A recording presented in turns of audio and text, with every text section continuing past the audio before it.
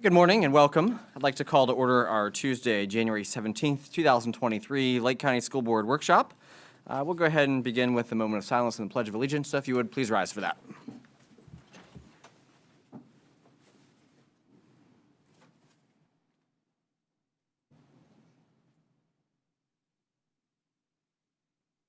Thank you.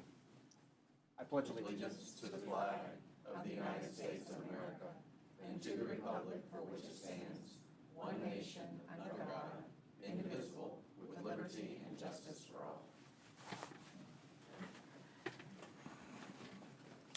All right, well, welcome, everybody. Throwing things a little bit out of sync by meeting on a Tuesday. But here we are this morning, and we have certainly a jam-packed agenda, so board members, just say the word when you need a break or a short recess. The superintendent likewise. And see if we can wrap up before 5 today. Do have somewhat of a public input card. We have 2 cards from the same individual, and I think one of them speaks about the audit committee, and he is one of the audit committee members, so I'll give you a little bit of extra time there so you can address both topics, if you would please. So Vance Yoakum, come on down. That's right. Well, welcome back from the holidays, everybody. Vance Yoakum. I write the blog fiscalrangers.com, and I had sent you all and even some of the press memo about artificial intelligence and about how the rapid growth of a tool called ChatGPT, GPT, and how it can be used in a lot of different learning areas. And so the question is whether the school district, and my recommendation is that you look at adopting that and pulling it into your curriculum, as opposed to like the New York City School District, that they just banned it. They banned their teachers, they banned their students from doing that, and there's another one that's come out with it too. And my view is the students are going to be using it, whether you are or not. And they can be using it to create reports from scratch in about 30 seconds. Okay? And then modify it with some new terms, and maybe in a minute and a half, they can have a full 10-page term paper. And pretty accurate. I mean, enough so that you would look. But just so you know, right now, that tool does not provide citations. So that means you don't know where that information came from, and the data is not is no later than 2021. So it's out of date. They don't know, for instance, who won the last elections. But you should seriously consider setting up a committee to look at how to roll that into the curriculum, because if you don't, some charter school, there's charter schools here, may adopt that as a platform, and it will draw students from the public school system, because it's just a wave of information is coming out on the using of that tool for a lot of different professions, and I would recommend that you could be more of a destination school district if you were to provide that to future-proof your students for knowing how to use that tool. Because I can guarantee you, all the professions, the smarter people are out there already figuring out how to use it in their own profession. It's already replacing some areas, like, say, artists in many areas. If they don't know how to use it, they'll lose it. Okay, and so then the second issue, since I'll combine them, is internal audit. I just wanted to support Tom Mock and internal audit. We now have I was the outgoing chair, so I'm no longer the chair. And I think we had a new addition. Mr. Brandenburg's addition was great. He's got a lot of top senior exposure to everything from money laundering and stuff like that out of a bank, so I think that's very helpful. And just keep in mind that the experience of your appointee is going to be the restrictive area on the feedback that you get related towards what's discussed and the ideas that are brought up in that committee. And with that, I'll let you go on. Thanks. Thank you very much. Appreciate it. All right, so it looks like that brings us to our first topic this morning, which involves the review of a number of applications submitted by Charter Schools USA. And we have Sabrina Dillon Banks. Excellent. I see her coming forward.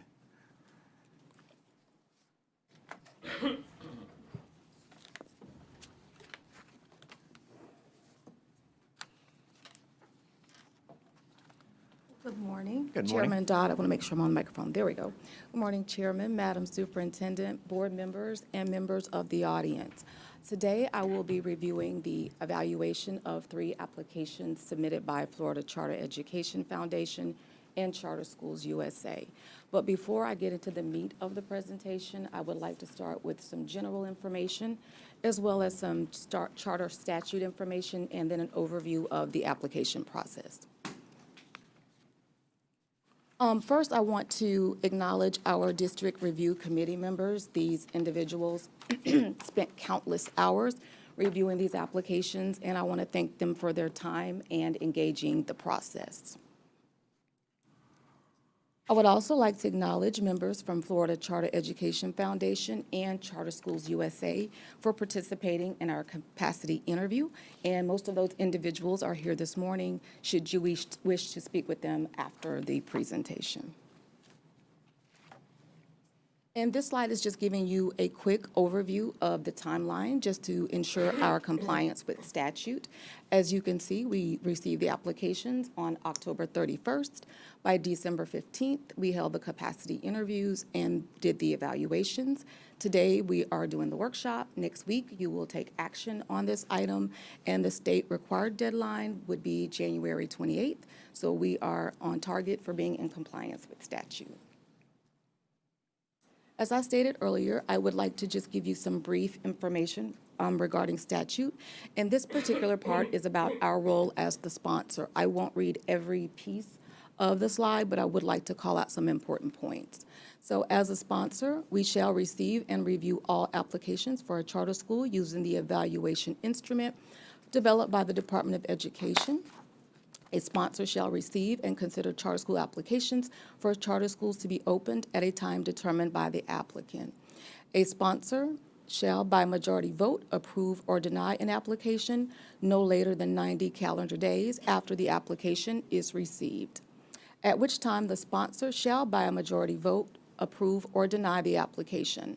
If the sponsor fails to act on the application, an applicant may appeal the State Board of Education as provided in paragraph C of that statute. And if an application is denied, the sponsor shall, within 10 calendar days after such denial, articulate in writing the specific reasons based upon good cause supporting its denial of the application, and shall provide the letter of denial and supporting documentation to the applicant and the Department of Education. And this slide just quickly gives an overview of what the purposes of charter schools. It talks about the items that charter schools shall fulfill, but also what charter schools may fulfill. And this slide talks, the next few slides actually will talk about the charter authorization application process.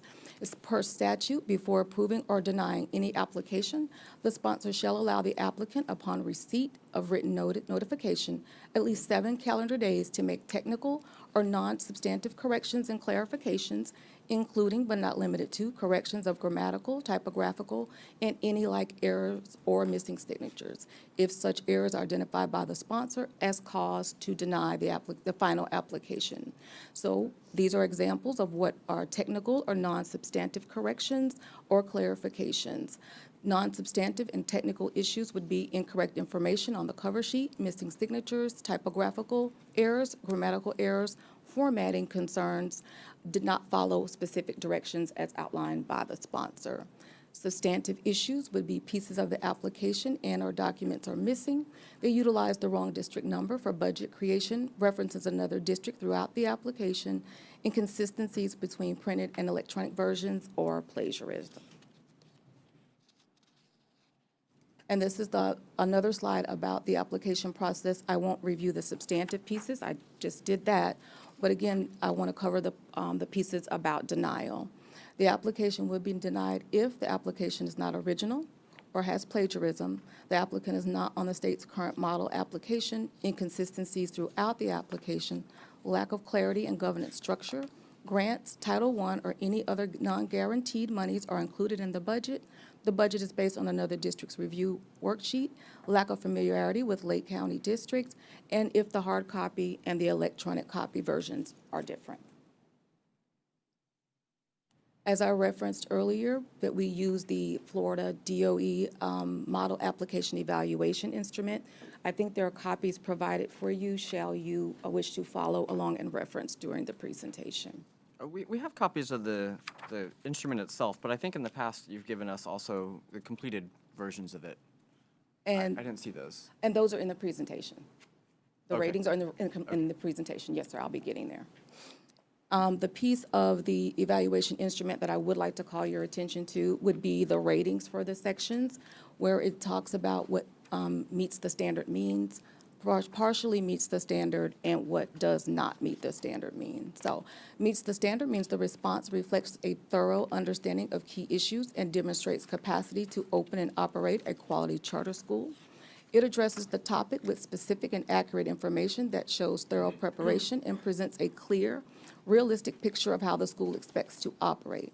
Partially meets the standard. The response addresses most of the criteria, but the responses lack meaningful detail and require important additional information and does not meet. The response lacks meaningful detail, demonstrates lack of preparation, or otherwise raises substantial concerns about the applicant's understanding of the issue in concept or ability to meet the requirement in practice.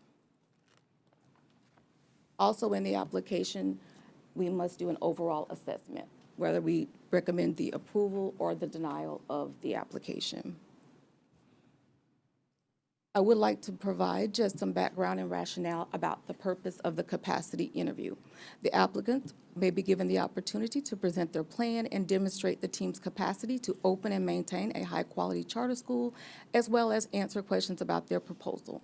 Any information or evidence from the capacity interview that is used by the sponsor as basis for the denial of the application must be properly documented by means of recording or transcript. The questions and answers from the capacity interview and the additional information requested by the committee for submission or correction by Charter Schools USA is also attached in board docs with this agenda item. So you have evidence of those questions we asked and the additional information provided to us by Charter Schools USA. Since we have 3 applications, I will do them individually, and we'll start with Groveland Preparatory Academy. So I think this is what you were referring to, Chairman Dodd, about the ratings. Right, I saw this, but I think in the past, we've typically also received the comments from the committee. For instance, as we look here, we see some items that partially meet the standard. Okay. But I don't know why the committee thought that. Okay. So those are the kinds of the things. Things that you'd like for me to refer to? Okay, I can do that. So you will see that there are some partially meets the standards there, and we have, for the educational program, I think that's number 3. Comments include there were concerns about the schedule, did not reflect math block. 4th grade schedule did not show a 90-minute uninterrupted ELA. Concerns about the recess piece from statute. There were also concerns about the wellness block and concerns about the math block. So that was some of the ratings for the partially meets. Yeah, I think I recall reading all that in the capacity interview summaries, but I don't know. I guess I'm just wondering where the completed instrument is from the. It's just different than what we've received in the past, so Okay. I'm just wondering. I where wasn't that is. aware of that from No, the that's all right. past. I'm sorry. No, This that's is my okay. first time I- doing it for it you. is, it is. So I'm sorry, I didn't know you got a completed instrument from the past, so I don't have that. Would you like for me to upload some of this information before you all vote next week? I think it'd be helpful for. I could do that. Yeah. We can get that to you by tomorrow. All right, that'd be helpful. Thank you very much. I Oh, appreciate that. absolutely. On the organizational plan, you will see there was consensus drawn around that section where everyone gave a meets the standard. And on the business plan, there were some sections that had partially meets the standard there. Would you like for me to review that today, or just make sure I get all of that evidence to you by tomorrow? I'd like to hear it. Like If do you the have it. partially If you meets for have the it. business plan, let's see here. Business plan. There was questions around the facilities section. I think Ms. Randall had some questions about the facility. Concern about the construction cost and the estimate, and it was mainly around the construction cost and the estimates that were provided. That's where the partially meets came from the committee. And going back, you'd mentioned recess. Are the charter schools obligated by statute for recess? I thought they were off that hook. I don't think they're required by statute to follow the recess guideline, but that was some of the references from the committee. Okay. From their overview. So they were talking about the intervention block, they talked about recess, and they also talked about some concerns in the math block and Okay. scheduling. You stated because of statute, they're not, a charter school isn't statutorily required like public schools are to provide recess. I don't believe they are, but I could double check that, but I don't think they're required to never do the looked into that. 90-minute, the recess periods like we do. We are required by statute, and I don't think they are bound by that. And in the document, in your capacity interview questions and responses, when it said like, please provide, and then there was a response that was provided, that was within that window of time period that you provided the feedback and they Yes, ma'am. provided that? We actually Okay. gave them 14 days and not the 7. We gave them 14 days to follow up and give us the documentation. And then were these ratings adjusted based on their responses, or was? Some were, Okay. yes, ma'am. But not all? Not all. So this should be an accurate reflection of even once you've received the responses? Yes, ma'am. Okay, thank you. Yes, ma'am. We sent it back out to the committee members and asked if they needed to adjust Right. their ratings, and we had one committee member that did adjust some ratings. Okay, thank you. So even despite receiving that information, We still still some have of these some partially things meets. partially meet the standard? Yes, sir. Okay. Excuse me. If we have someone that's here from Charter USA that could be a representative, could they come up? Because maybe they could answer. And they if will. By Yes, statute, sir. are they required? Yeah, I think Sabrina normally not. does the staff. Oh, they're not here? They're not. No, they're not required. Statute. Oh, All okay. right. But they will be That was in available harmony. after if you have questions of That's right. them. So I think the district normally presents all the information just about the committee and the process and so on and so forth, and then we'll invite the charter school folks up to where we can ask them specific questions about their application. Okay, cool. And then the addendum, as you can see, it was consensus around that. And the recommendation on the assessment is to approve the application for Groveland Preparatory Academy. And the next is Lake Louisa Preparatory Academy. Again, it's similar to what we saw in the Groveland. We had some committee members who felt that some areas were partially meets the standard and some had meets the standard.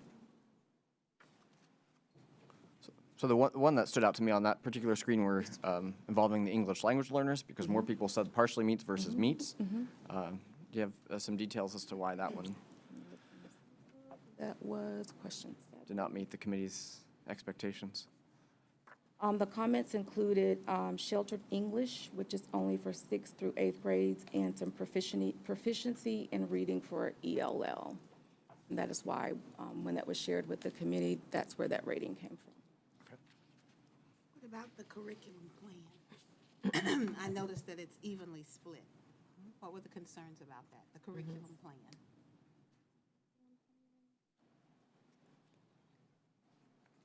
I don't have any comments on the curriculum plan on my notes, but I do have some individuals from curriculum here. Would you like for them to? Yeah, they can do it at the time of explanation, but Okay. I'd like to hear that. Okay. Organizational plan meets the standard. And business plan, similar to the Groveland application, and there are some areas that were partially meets the standard. And then the addendum. The recommendation was the overall assessment is to approve the application for Lake Louisa Preparatory Academy.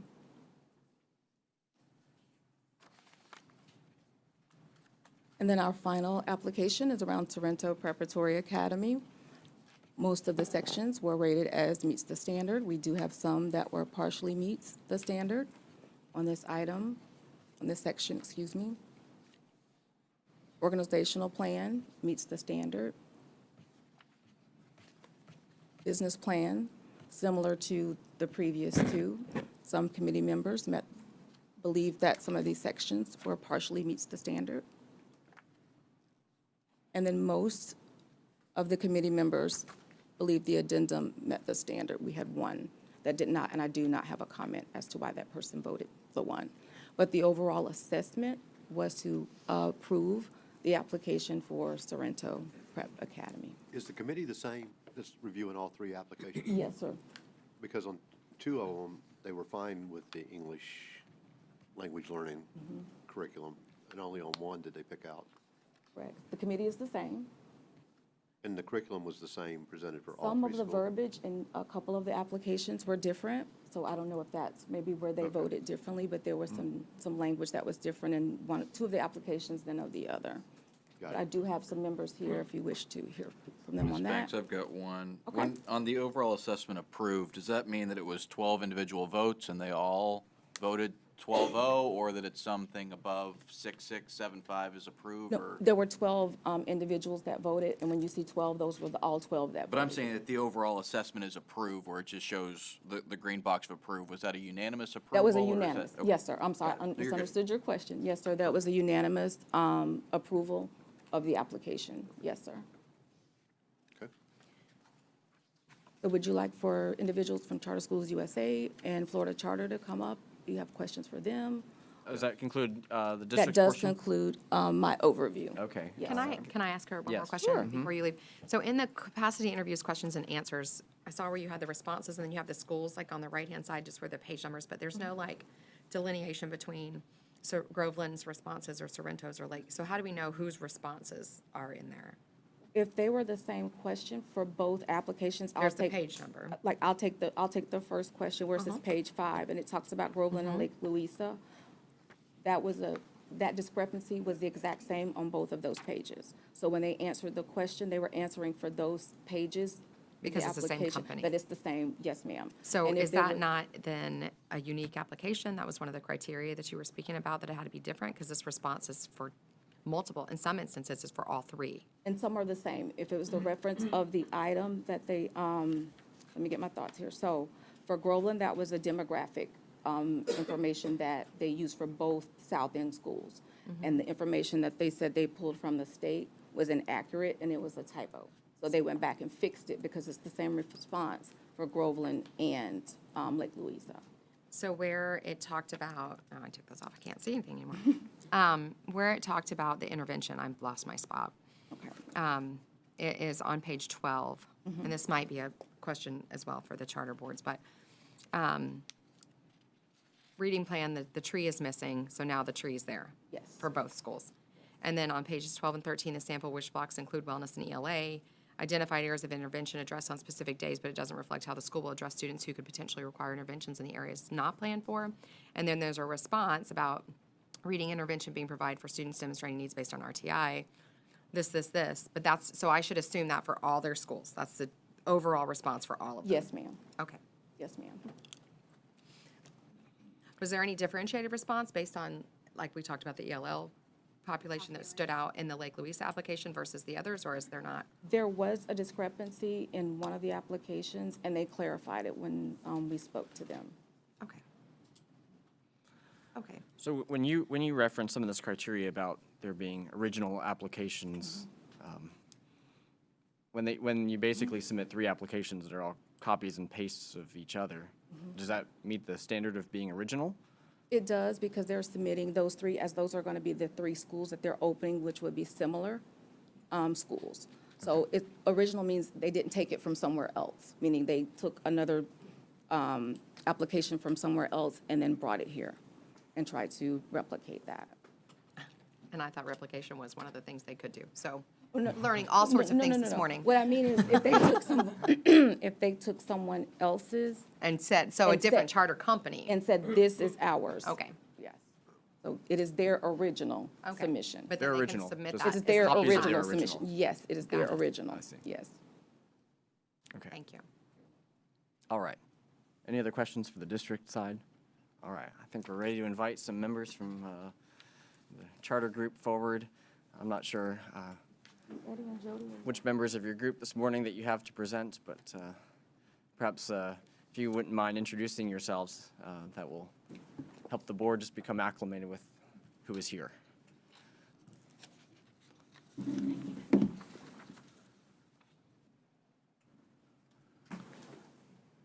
Well, good morning, board, superintendent, board members, and the committee members. Dr. Eddie Ruiz, I'm the Florida State Director, AKA Superintendent for the state, oversee all 64 schools in the state of Florida and 14 school districts. So happy to be here. I'm happy to have worked with the committee, very expansive committee, very thorough process, and we enjoyed going through them and enjoyed, working with them. So thank you all for allowing us to be here today. And with me? Hi, Jessica Verdier. I'm the Director of Academics for Charter Schools USA for the Florida team. And I brought her up first since I saw a lot of the academics up there first. So we have everybody back there with their expertise. So we hopefully will be able to be as transparent, open, and answer any questions you all have today. So thank you. All right. And you all are not members of the governing board for these specific slate of schools, right? Correct. We do have our chair for our FCF board back there. Okay. Ms. Valora Cole. She's here as well. Okay. All right.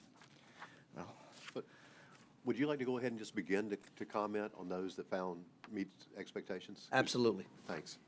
Sure. The first one was regarding the recess. And so we do follow the state statute for physical education for elementary, but not the recess. So statute 1003.455, I think, 150 minutes weekly is what we provide. And so we do offer that within our schedules to allow for that in grades K through 5, 150 minutes per week. Physical education. Correct. that's the guided PE that we saw. for Correct. 30 minutes a day. So that's not intended to be a recess block. Correct. All right. Mhm. And so I think some of the concerns when I was reading through this were that if you, I think there was some confusion over the schedule. So that's set aside. So the enrichment block is truly for enrichments, like art or music or something along those lines? Yes, we also And those are for daily? have physical education in that wheel as well, but we have additional guided PE to make sure that we're meeting that compliance statute. Okay. And how many days a week would you do those other enrichments? So it's on a wheel, so it depends on the school in particular, but normally we have like a 5-day wheel-ish. Okay. Yeah, Some 4, some 5. Yeah. It alternates. we work with the leadership team once they're hired to really determine the final schedule. And which enrichments would we expect to see on that wheel? So any kind of computer education, you'll see art, music, sometimes Spanish or another foreign language, and the physical education. Okay. Those are the standard ones. All right, yeah. thank you. I'm sorry, keep going. So the first concern that partially meets was educational program design? Or this is now just Groveland we're talking about? So do you just want to comment on it? Sure, so there was a typo on the math block, and so that was corrected and it was submitted. And the curriculum plan? I'm sorry? The curriculum plan was next? That there were concerns? I don't know, I don't have It was the their reading. comments. This was It's a the, decision tree, and we provided Oh. the decision tree for the reading plan. for some reason, the PDF showed up as a blank page, so we just resubmitted that for intervention. I think on the reading, though, there was a question about whether or not you had a 90-minute uninterrupted block, because the schedule had 70 minutes and then an interruption, then 80 more minutes. So you had lots of minutes, but it wasn't uninterrupted. Yes, So- it is uninterrupted. We actually have 120 minutes, 90 of which is uninterrupted, and that's on the corrected schedule, in addition to the intervention block, which is separate from wellness, which was a big conversation that we had with the team during the review. And we clarified that intervention and wellness were separate blocks. And your social studies shares itself with ELA. So are you saying that all social studies is ELA? Or? Yes, so because we have the extended ELA, so 120 minutes, our social studies content is woven in through that extended block. Student performance assessment and evaluation? There were 4 that said you partially meet?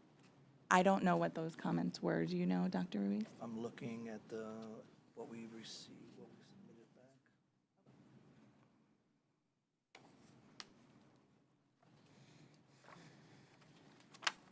Under which This is- title?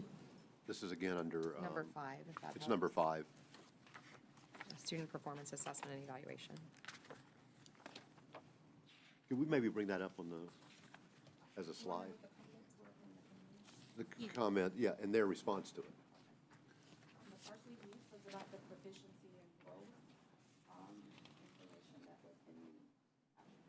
Which one? 5. So it's about proficiency and growth targets. That was what the partially meets rating came from. I'm looking. Sorry, they said they couldn't hear me. So it was about the proficiency and growth target. That's what the committee members voted that as partially meets. I don't believe that's one that we had to respond back to on, I'm looking at a response, I don't see section 5, that one was not one we had to respond to. So if that's a partially meets, that must have been somebody on the committee, which we can answer now if there's a question, but we don't have a question follow-up on that one. Okay. It's not in the document. And supplemental programming, number 9. No, it's not in the document either, just so you know. That one's not on there either. Just 14, Okay. but I don't, not sure, must be from a different application than this one. Okay, that's all on Groveland. Facilities was on here. Yeah. There's Yeah. 7 meets and 5 partially meets for facilities. Yeah, I'm sorry. Yeah. Yeah, if we could anybody just talk the remember? facilities plan on Groveland, I read through that one, and it was more that I believe the initial plan was to build a new campus. You had a backup plan if that were to fall through, but if you can just walk through the facilities just briefly, from the business side. Yeah, so facility, I mean, we are working with the school board and facilities plan to find a location. Once we find that location, then we will move forward. We're in the process of that, trying to find land and so forth that will meet what this design looks like, but nothing yet set in stone. And then are all 3 similar plans? I didn't see the facilities on all 3, forgive me on that one. But is the idea to build 3 new campuses with, Correct. if land permits and everything else? Correct, sir. Okay. I would recommend y'all get with the city council of Groveland. They're very engaged, and they can put pressure on the developers. We That was did a with conversation we Sorrento, and now we're working with them, so we absolutely will do that. Yeah. So you don't have any sites identified for any of these 3 already? No, sir, not, it's still in process. All right. Are you all the same governing board that came before us a few years ago for a school in Claremont, or is this a different group? I know it was also Charter Schools USA, but I don't know if this is the same. That was prior to me, so I'm looking at Okay. folks that have been here. Sure. I think almost everyone's different. So It you was all are different Renaissance people. Board. It was a Renaissance Board, different board than the one today. Well, I guess the nice thing for you is that you'll have a chance to create a fresh start. Yes, So I yes, know sir. this happened before you, but I think that, I'm going to speak personally here, I took a bit of offense from the approach that previous group had used, because when they went to the Claremont City Council, they told them that they worked with me to identify a piece of land that I approved, and that wasn't true. That in fact, I had criticized the piece of land that was selected because it was way too small and it was like in neighbors' backyards. And then additionally, they falsely claimed that we had students sitting in our schools without desks because we were so overcrowded. So much so that the superintendent and I followed up with a letter back to the city council saying none of this was accurate or factual. And so I guess I'm thankful that you're a different group of people. And so this will give you a chance to be factual from the beginning. To start off, I want to apologize, not even for, whatever has happened, we wanted to do a wipe, clean slate, work with the superintendent, work with the board, be a collaborative partner. Definitely, your students are our students if we were accepted to be part of the school. So this is about students, and so that's at the foremost of what we want. And, we want to make sure we have the best opportunity for students. So whether that's the district school or charter school, whatever our parents choose, but we want to do that in partnership with the board. So thank you for allowing us to have a clean slate. Sure. And I will say this, that Dr. Christensen, David Christensen, who used to be an employee of the district, is with Charter USA. He came and met with the superintendent to establish that. Let's start a clean slate. And so it's a different level of leadership and one that's collaborative rather than, as we all remember, it was very, I don't know what the right word is, but it pretty much sucked. No doubt. No doubt. Mr. Okay. Chair, I have a question. Oh, yes, please. I think it may be for staff, but I'm interested in your response as well. When people, committee members, mark it as partially met, there is no requirement that they make a comment as to why they're marking it that way? Are they just allowed to mark it? We do. Is it on? We do ask the committee members that mark partially meet to give feedback on that. Some did and some did not. I will answer your question honestly. That's why I do have some notes around the items that were marked as partially met, or partially meets, excuse me. But there are some areas that I don't have comments for from individuals. Okay, that concerns me a little bit because in some instances, you have the committee split evenly between people who marked it as meets and partially meets. And in a couple of rare occurrences, the partially meets is larger than Than the the meets. meets. And then if we don't have the comment as to why they marked it, and that means you weren't required to respond to it, I don't know how we're supposed to know if whatever the concern was has been addressed. I understand. And that's what I was saying to Chairman. I can get that information to you all by tomorrow. Okay. And if I could just add on to that, because I know there's stipulations that we are allowed to approve or deny a charter application, and some of the details that are probably partially met are not instances where it would even be cause for a denial on our part. Right. So it'd be nice if there was an indication that, yes, this is an area Yeah. that you need to Okay. consider strongly for approval of the application versus there's ones some that we things, can't. I know there's some things every one of us feel passionately about, but we have no No, ability to right. enforce, like recess. So, But you've been given access to how the grading went, correct? No? Yep. So how did they respond to, No. The rating, as far as the approval or not, that was being presented today. But I sent out questions to them from the interview to get information back to them so that I could provide the overall assessment for the recommendation. So they were given an opportunity to respond to our questions that we needed additional information back. After the capacity interview, there were still questions that the committee had. So we emailed Charter Schools USA and told them these are still some open questions that we don't have answers to, and this is the information that we need back. And we were given that information back. Yes, sir. okay. and I guess I'm fearful, like I was thinking anytime you put a partially or doesn't meet, maybe we're requiring a comment. But I also don't want then people to not put in, like, to Right. put it meets it because Right. everybody's got a lot of work to do and it would just be a class. But again, I'll take your point, those items that could be causes for Yes, denial that would be would be amazing. things that you would like to have some information on if they were marked partially meet. Perfect. And we can definitely provide that before you take your vote. Thank you. Thank you. Absolutely. Thinking more about facilities, I had some questions so you all are going to build a building, you're going to buy some land. So is that what the debt portion of your budget is tied to? Or, Let's get our finance person, our finance guru here. oh, well, Well, let's stay for just 1 second, because Okay. or just move right. we don't need to shift gears if that's going to shift people. If we it's have okay. I more really want to questions- know about the English language learners. Okay, so let's before we jump into facilities, I guess prematurely jumped on Tyler's question. there. No worries. But well, why don't we wrap up with yes? that's- So we've that's got the last some one, 'cause questions other about the ones- English so- language so- learning. Where did that one? And our ELL director is here as Oh, well. that's a different so I person can- too. Yeah. Yeah. mhm. I mean, Yeah, we, 'cause So what other questions can we ask you? yes. Core academics, Yeah. anything regarding the schedule or our education model.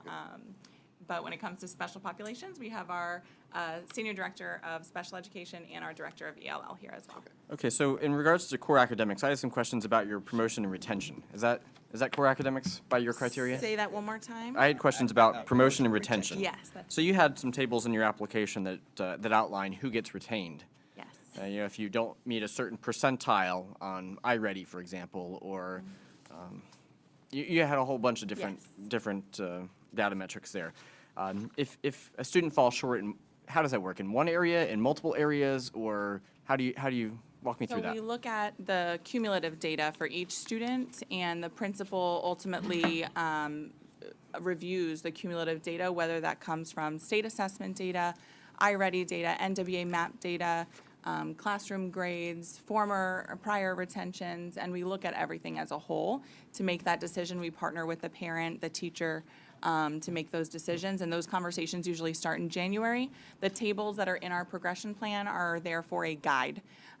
So it is not it's not cut and dry, you have to meet all of these requirements, but that is there for a guide for the leadership to decide. Okay. So for instance, let's say I'm in the 34th percentile on iReady. This guide has me in retention, but that's just going to maybe spark a conversation and then say, okay, does this guy get retained or not? Let's look at all the other data. Is Yes, that how that works? definitely. So what does your percentage or retention numbers look like in other schools? So I would have to get the exact numbers from our data analyst. I don't want to give you a number Sure, that I okay. don't know for sure. But we can definitely look at our historical and get it even by grade level if you need, to see what those numbers are. I'd be interested in seeing what those look like based on that. Before you go away, I think this is your area. Sure. Grade-wise, your schools did really well, as I recall. A's and B's, all of them, I think. We do, I think half were Cs. Did you have? For the state of Florida this last Yes, round, right. we were 58% A's and B's in the state, and then the rest were C's. We did have one D of our portfolio of 64 in Duval County.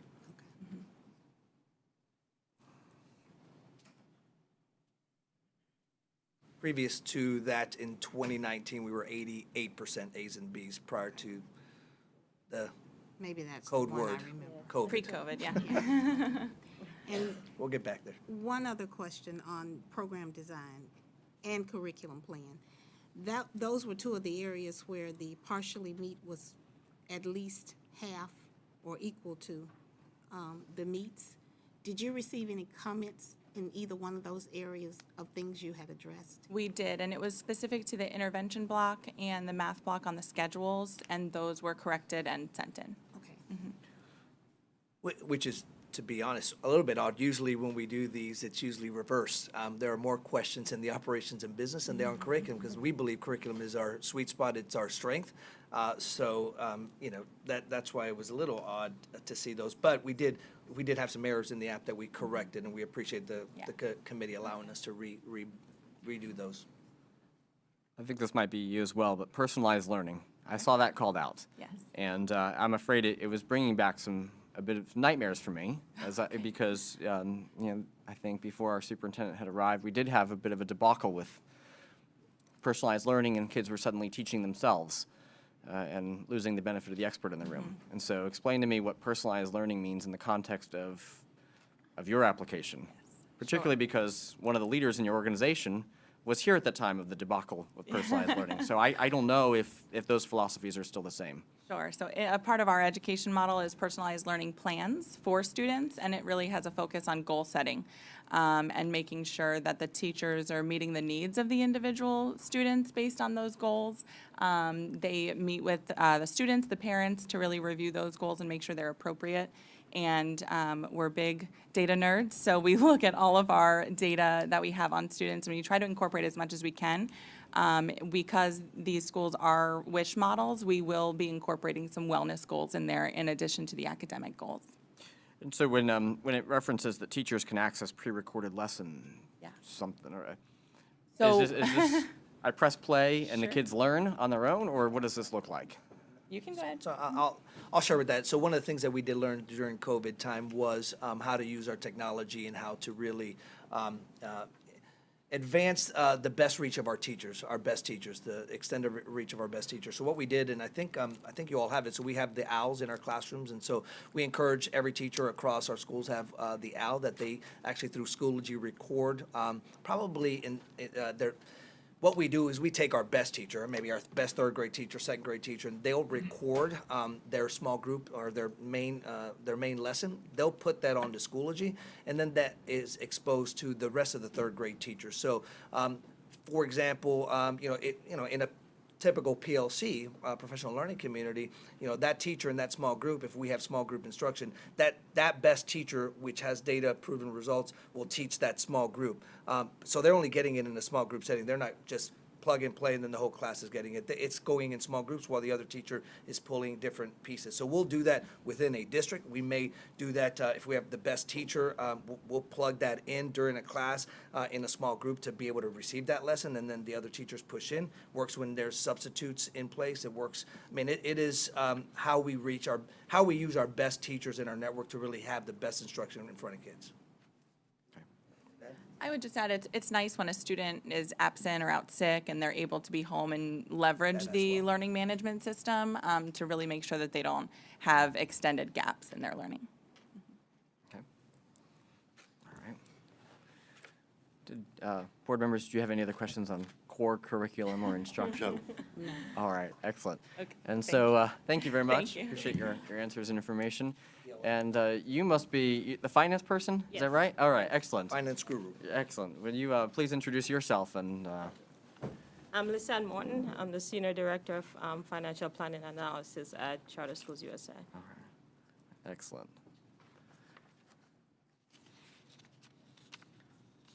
My question was about English language learners. Okay, all right. Well, let me jump back as a good segue to the question I was starting to Debt, broach yeah. before, and then that will maybe spur some other conversation as well. So my question, I think, had a lot to do with, okay, so your model is that you're going to build a building, you're going to own the land. Is that what the debt is associated with in your budget, or where does that debt come from? So the debt is for our capitalized expenditures, so our hardware, software, and our furnitures for the classrooms. Okay. And it's a short-term, right now it's a short-term financing for about 5 years. For the building, it's on the rent, and it's just a % of our revenue, right? Okay. That was my other question, because I didn't understand if you're owning the building and the land, why is there rent? And so I've seen some models of this before where somebody else owns it and you lease on a per-student basis. So who is owning the building and the land? That's the Charter Schools USA, and then this governing board is leasing that from Charter Schools USA, or? In this assumption, yes, it's just, until we have more data on where the land and the building is going to be, now we just have an assumption that we will have a third party that will own, and then we'll pay rent until we can transfer it to issue bond. Okay. And that's pretty typical of your model, right? Yes, yes. And so, like, if you only end up with, for whatever reason, 100 students show up, right, your budget seemingly doesn't work. So is this where it's leased on a per-student basis, and somebody's willing to say X number of dollars per student, so whether you have 100 or 715, we'll just multiply that out? Correct. Is that how that's working here? Correct. Okay. And there's other things that we'll do as well. So Charter Schools USA usually stand behind the schools that we build, and we'll do whatever we can do financially to ensure that the school does not fail financially. Yeah. I guess this is, Stephanie, as you were alluding to, there are some things that kind of drive us crazy. This is one of those things for me that I guess we really have no control over, but it's just the idea that this taxpayer will never own this building, and that Charter Schools USA will forever in perpetuity be collecting rent from these students, right? And then, I don't know, I just imagine this corporation getting richer and richer. Meanwhile, No, it's a starting point. We usually start this way, and then we'll issue bond, and where the governing board will then own the building. and then the rent cost goes away? Yes. Okay. Yes. All right. So I noticed that a number of your schools, looking back at your fund balance, you had a lot of schools that, I guess, at least in this governing group, 0% or 1% fund balance. And I know you all are not required to do the 4% that we are, but 0 or 1, that's kind of living on the edge, right? Meanwhile, you had some other schools that were 30 or 40. So I don't even understand why you've got such a big range. So maybe you can help walk me through that. Yeah, it depends on the school, and it depends on, you can jump in if you want to. It depends on the school, it depends on just the model that we have for that school, and, especially enrollment being the main driver. So it depends on a lot of things, but a lot of our schools are above that, as you stated. Some of the schools are above that, that 30%, and some are below it. And the ones that are below, I mean, we, as a state director, I mean, we watch each of these schools. I mean, we run a tight model. We do more with less, when we talk about FTE dollars. So we really look at admin to teachers to extra costs that are going into those buildings, especially if these schools are that 0 to 1, which is very rare, but we do build that fund balance. I mean, we do want to get to that 3, 4, 5% range. So that is the goal, and we do that. I mean, we meet with these schools on a quarterly. Our deputy directors meet with them to ensure that we're there. I mean, it all really ties down to enrollment at the end of the day. Enrollment drives all the funds that are happening in the school, so we have to ensure that, our school is fully enrolled, and that's one of the bases that we will try to do and make sure we do at these schools. So this particular governing board, how many schools does it oversee? CEF. Is it 5? Is it 6? think 9. I think about 9. Right? 5. Okay, so of the 5 schools, by this governing board, 2 were at 1%. 1 was at 0%.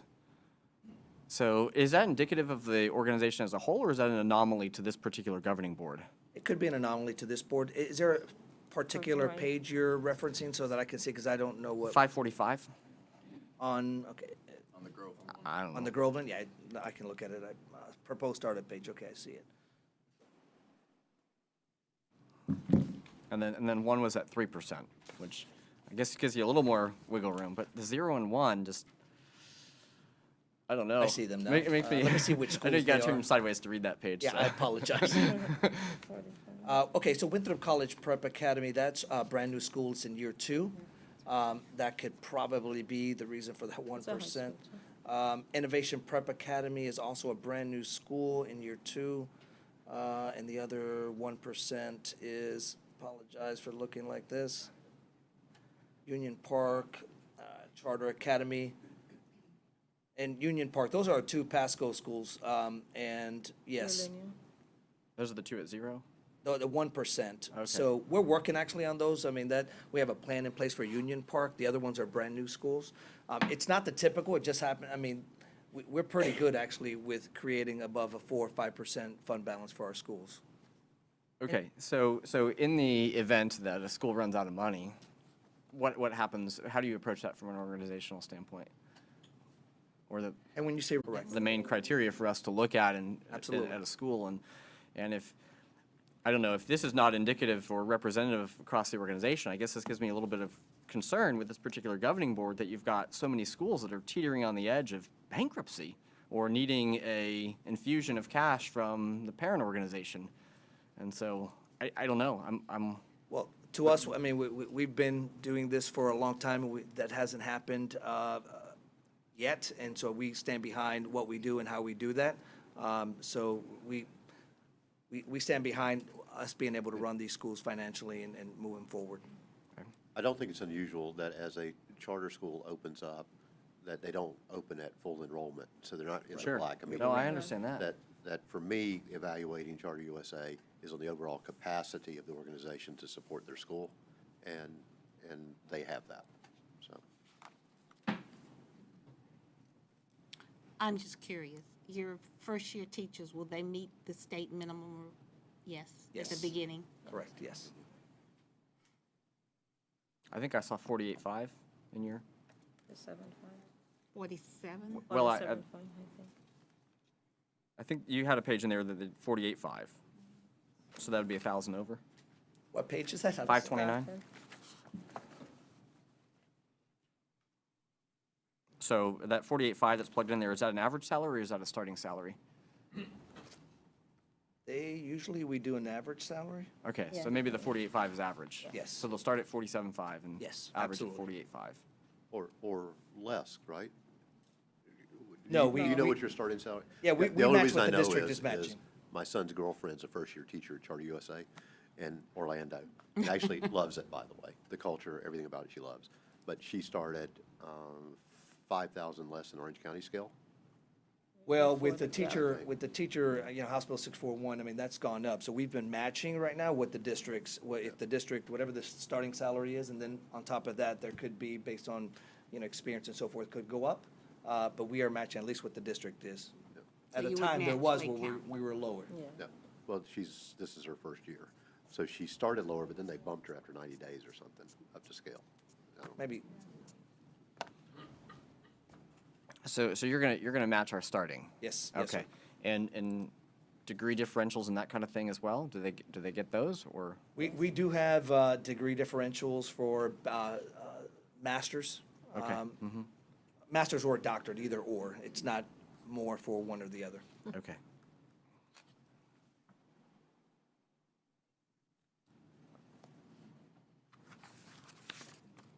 I'm not sure if these are you for financial questions. There are a number of contracted services in your budget. Custodial, transportation, mental health, security. I guess I'm I guess maybe we should just attack those one at a time. I understand. I think contracted custodial seems pretty straightforward to me. You hire some company to come in and clean. Mental health. What is contracted mental health? So we have, well, I've got Jan over here. I know the answers to these questions, but I just don't like to, I want usually the expert to come up and answer, so I don't have, and go awry. But we contract out with our, with a company that provides mental health counselors to our schools. So they're contracted workers that do that. Okay. And contracted security, is that, are you planning to partner with one of our law enforcement agencies or hire just a third party? We usually have guardians, or, you could have SSOs, SROs, or guardians. We usually hire guardians Okay. at our schools, so. Yeah. that is- Just looking at that budget amount, I thought it was way too low to be able to budget with law enforcement. And Yeah, so, no, probably with law enforcement. That's probably the guardian rate Okay. that we do. I see. And then transportation, who are you planning to contract with for transportation? Is it ANS right now? Did they change names or no? No. ANS Transportation is currently who we use. Okay. So you do plan to provide transportation at each of these schools? By need, correct, yes. And I think in our budgets, we allocate one bus right now that we budget for. But depending on- $67,000. Say it again? $67,000? So you're Yes. not buying the bus, you're No. contracting that service? Correct, yes, sir. Okay. And which type of students would meet your criteria for transportation eligibility? Well, ADA-wise, I mean, whatever students based on that, I mean, obviously, is that requirement. And, and depending on our schools, I mean, whichever students, that really desire transportation that we're able to provide, we look at that. So, I mean, it really depends school by school. Yeah, Is it the 2-mile radius, the same? Not 1.5 mile? necessarily, but that is one of the factors that we look at. Okay. y'all have more questions? Nope, I'm ready for item 7. Okay. Okay, I got a couple more here, then I'll rattle those off. So thinking back to the facilities, you said you're working with our group to you're going to identify places of need? Or, having flashbacks, once again, last group who came in. 2 of the locations they did, they've Okay. already done. Correct. So there was a wild card in there, but two they did. Okay. Groveland, Sorrento, yes. So the old approach was, you looked at a map of RA schools, drew the little pin dots and said, okay, boom, that's where we're going to set up, right in the middle of all of those. So, Not a traditional approach. We did come, met, in fact, I was here when, met with Dr. Christensen board. Where do you need the schools? And so that's our first approach to really do that. If there is a need, I mean, there is, that collaboration that we want to do. So we want to work with you all to find that spot for our schools. okay, so I understand the Sorrento has got a capacity issue. And so that's I guess the most logical of the groups for me. Groveland, I can understand some logic behind that one. Tell me more about the Lake Louisa. Because I know where Lake Louisa is, and I know that there's a development coming across the street, right? I get that. We have 2 schools not far from there that are not close to full, right? So tell me more about this particular one. Where's that going to be? And We don't know. I mean, we're looking, for site in that area. I mean, still working with the district, still looking at possibilities. But that is an area that when we look at our analysis that we do in determining a site being viable, is one that was, it looked like it was a viable site for us. That would be one that would work. And so we did approach the planning committee to see if that would be an area, and they did tell us about future development and so forth. So we have all that in play and are looking at it. So Okay. nothing has been decided yet. all right. Okay.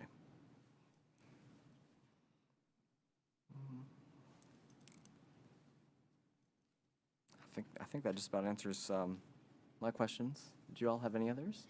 And any English other language I categories? think we spoke to the ELL students, right? The ELL, All right, there was come a on up, specialist who Denise. was- We were waiting for him.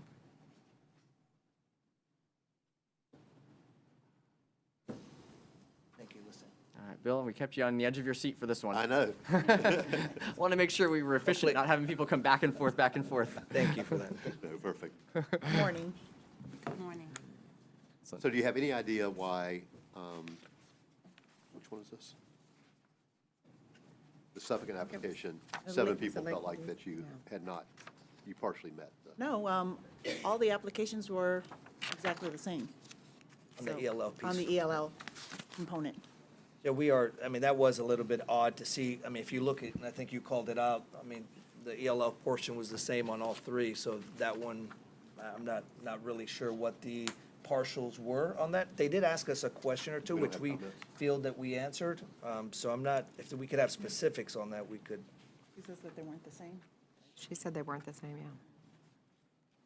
yeah. If I may, there was something different in the application that was different than the Groveland application. On Ms. which- Hockenberg, on are which you one? able to Lake speak Louisa, up? I I'm think it saying. was Lake the- was it Louisa's? Lake Louisa or something? Yes. Yes. Lake Louisa? Yes. Yeah, it is, Lake Louisa. It spoke to. You wanna come up? Because Lake Louisa, with that demographic, I would think you would need.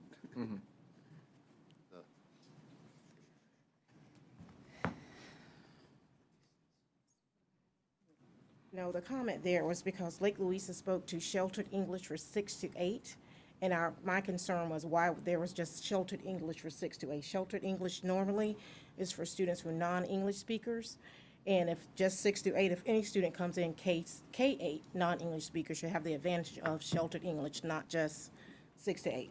That was the concern for that. Okay. And it was not the same through all. Okay. It was not the same through all, because I laid them out on the table, all 3 applications, and went through that section. They were Okay. not all the same. Well, just looking at what was stated on the application, it says they will have the opportunity to choose the programs based on the student needs, and that's what we stand by. If sheltered instruction is needed based on the student population, based off of placement exams, then sheltered instruction can be offered. But generally, a rule of thumb is our students are put into mainstream classrooms. But again, according to our application, they have the opportunity to choose. So again, based off of our student populations, based off of placement exams, if sheltered instruction is needed, we could have a sheltered instruction class in the elementary level, but generally, sheltered instruction, our newcomers are put into our mainstream classes. When you say they have a decision, are you talking about the schools? Yes, Okay, the LEP committee. thank you. So if the LEP committee deems that there are students in an elementary school that require sheltered, you're going to provide the resources for them to be able to offer that? Yes, our teachers will be trained and just following our meta consent decree and what is required for our students. Yes, anybody who has 15 or more students is required to have our ESOL certified teachers and training or paraprofessionals as well within that population. But So if our there's less than application- 15, then you won't provide the services. Based off of the application, yes. You will? Yes, we can, if it We is can. based, we can. Again, it's based Wait. off of the student needs, and again, based off of the school. And that's generally how most sheltered instruction generally works within the public school system. Yes. Are you good with that explanation? So was that addressed or corrected in your application? No? Yes? No. You didn't know, so it wasn't addressed. Okay. Gotcha. It is Okay. stated on, So now that you know, will it be addressed? Yes, I mean, Okay, for us, absolutely. Good. thank you. Okay. All right. That was all I had. That was it? That was it. Okay. Well, the rest of them are all the same. Stephanie, anything else? Nope, that's it for me too. All right. Excellent. So I think we've got this on our agenda for Monday night, the 3 applications. Is that accurate? All right. Thank you, Superintendent. Thank you, Board. Appreciate you all, and thank you for allowing us to come, and thank you for really the Capacity Interview Committee. Those binders are huge. I saw them lugging them in here today again, so I appreciate them actually going through that and making this a rigorous process. So thank you again. Appreciate it. All right. Thank you. Thank you very much. Okay. All right. I think our next item involves some graduation rates. It does, and we have Ms. Ellis and me as well. Okay. Right. Good morning, Chairman Dodd, Superintendent Cornegie, board members. Thank you so much for this opportunity to bring you some updated information from the Teaching and Learning Department. We have grad rate that we'll start with, and then we have two principals here to speak about the night school program, and we'll end with updates on our mid-year data and the new state assessments. Right, so we got a 3-item for one bang from you today. 3 items All for one right. bang. Wonderful. Good morning. So I'm up first with our grad rate, and, nope, it's down, not up. Yeah, there we go. So the first thing we wanted to kind of put up there was our 4-year look at our graduation rates. And as you all know, whenever I present graduation rates, which were just released last week, I always round because the accountability system rounds, so I always go with the rounded number. I do have some of the decimals out for us just in my conversation. So as you can see, we are down 2% overall from our previous year, our second COVID year. But all of the data, I took us back to 2019 because that was our pre-pandemic numbers, right? And so knowing that during the 2020 and the 2021 cohort, we had that waiver code for all state assessments. So as a state, the whole state was actually increased those 2 years above the pre-pandemic year. And the whole state actually decreased 2.8% overall from last year with the waivers in place to this year with no waivers in place for those assessments for those seniors. The state decreased a total of 2.8%.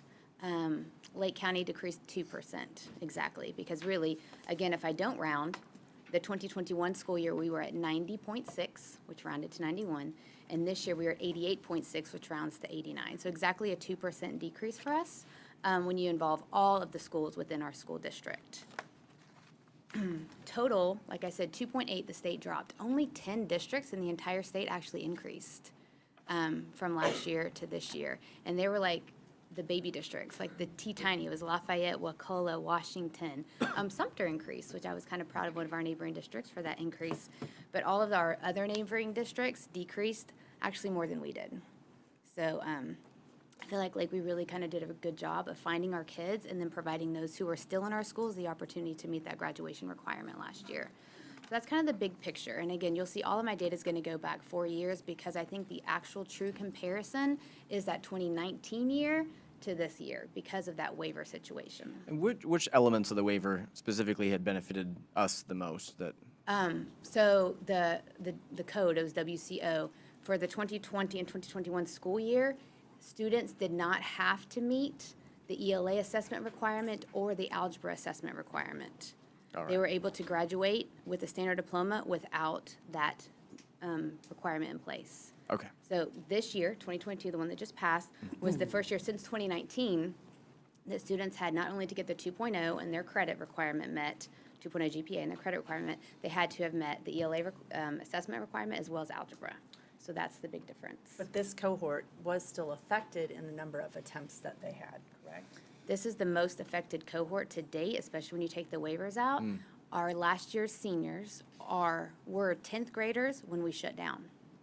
So in 2020, when we shut down, they were in 10th grade, which means they never got that first attempt at their 10th grade ELA assessment. And they missed a quarter of instruction. We did provide, alternative instruction during that time period.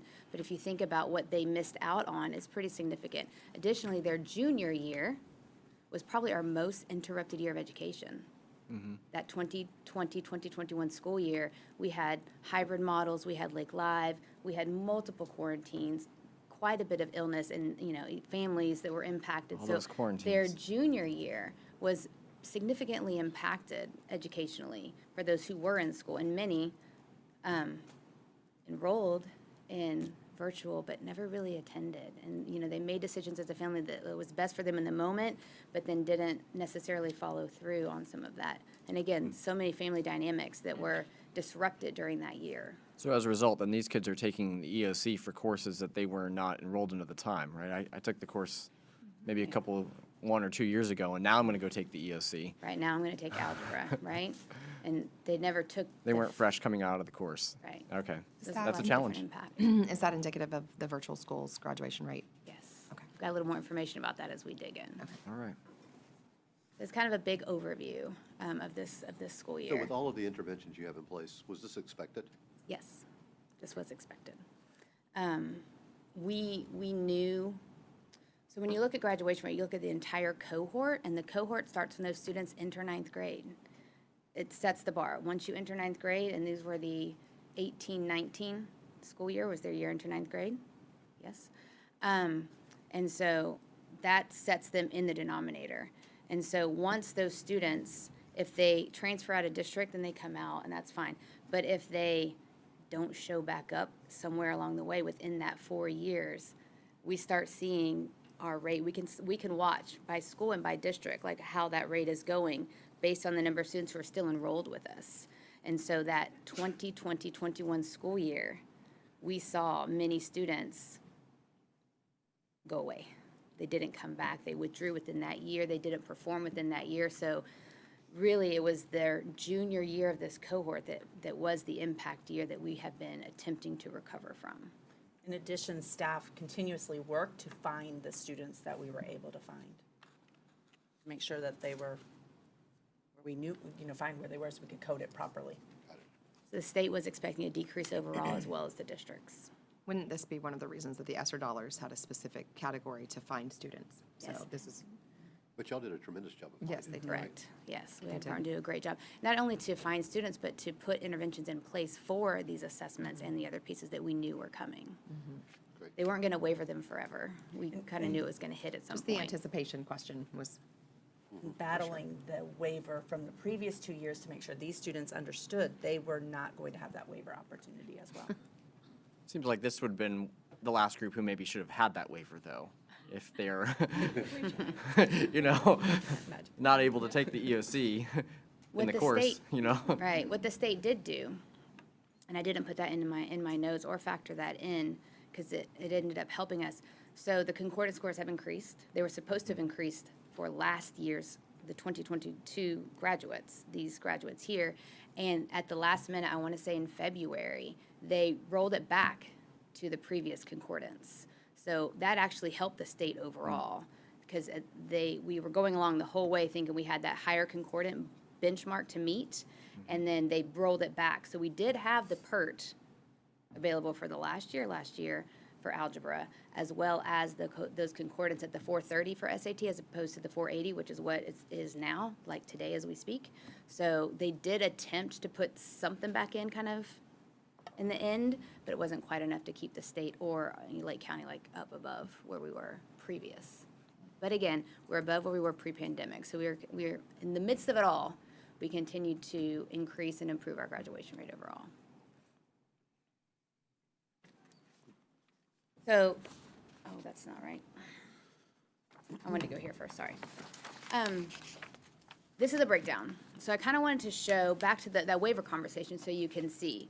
So if you look, I put the adult ed transfers in. I separate those out. Those count as non-graduates. Even if a student transfers to adult ed and gets a GED, it's a non-graduate for the state of Florida. They only count standard diplomas for graduation purposes, for the graduation cohort rate. So I always kind of separate those out because those are students who made a decision to pursue an alternative to a standard high school diploma. They didn't drop out, right? They actually chose a different option that might have worked better for them and their families in the moment. So I kept those in for the last 4 years. So we're about the same. Non-graduates is that second column. Those are students who legitimately did not choose a different option. They are non-graduates. And then your certificate of completions. So here's the big difference. If you look at 2019, we had 44. 2023, then 0, then we're back up to 62. You earn a certificate of completion if you've met the 2.0 GPA, all of your credits, but you have not passed the assessments. So those 2 years where we had hardly any certificates of completion, that's because we had the waivers. Okay, so that's kind of shows you a big difference there in how this graduation rate changed over the years. Similarly, past the red column of non-graduates, you can see those waiver diplomas. In 2020, 149 students graduated because they received that waiver for their assessments. And in 2021, 130 students. So those waivers were a significant impact for our students for those couple of years. And then this year, the 16 that you see now is because they graduated early and were able to take advantage of that waiver from the previous year. That's just a little bit of a breakdown. Any questions on that data, just to kind of see where how those waivers impacted us and how now without them, you can see those certificate of completions have gone back they're actually higher than they were prior to COVID, but they're back in play now because of those waivers being out of the picture. Okay, so now I have to go up. All right, so by school, you can see our breakdowns. Again, if you go pre-COVID, most of our schools have increased since the pre-COVID 2019 year. Lake virtual was our biggest drop, and for the 2021 school year, I don't know why I didn't put a number in there. I was looking at just district grades, and they didn't have a grade that year, but they were 71% in that blank that I have there that year. We do a grad rate for them. It just doesn't go on the school grade, and in my head, trying to put this together, I didn't put it in. So they were 71%. Lake virtual, as you all know, is where many of our students transferred to during the COVID pandemic, during especially that junior year. 2020, 2021 school year. I know that Mrs. Luke was even out there a couple of times. I've tried to help us just kind of get ahead of that giant tidal wave that hit us at Lake Virtual that year. So this is a direct impact of some of that still affecting them. They're always a pretty small cohort. So they had 94 students in their adjusted cohort, and 57 of those graduated. Of the 34 who didn't graduate, right, who threw them to that 61%, 29 of them dropped out or unenrolled during their junior year, that 2020, 2021 school year.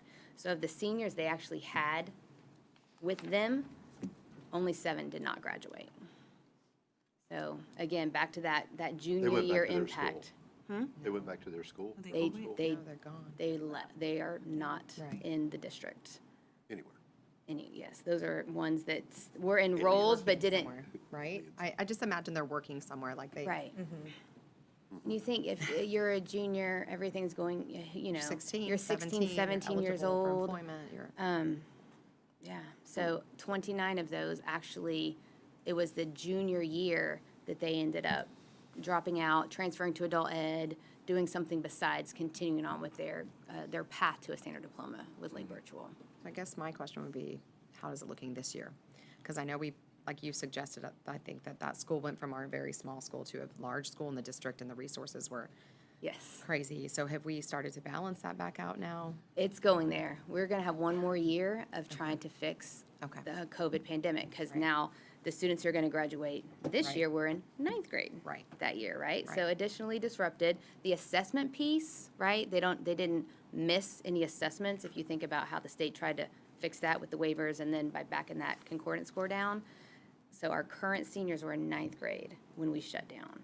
So there's still some impact of students having left the district or having tried something and not worked, but there's fewer. Okay. Well, I knew you knew the numbers. I'm like, but you know how many there are right now. So. And So, the biggest impact will come because they are still planning now to raise the concordance scores. Right, which will correct. have a It is significant right now. impact. Yeah. Like, as of right now, right this moment, it's the 480 or the 19 average of your ACT reading and writing, and no PERT. So the PERT is gone. That's going to be a big impact.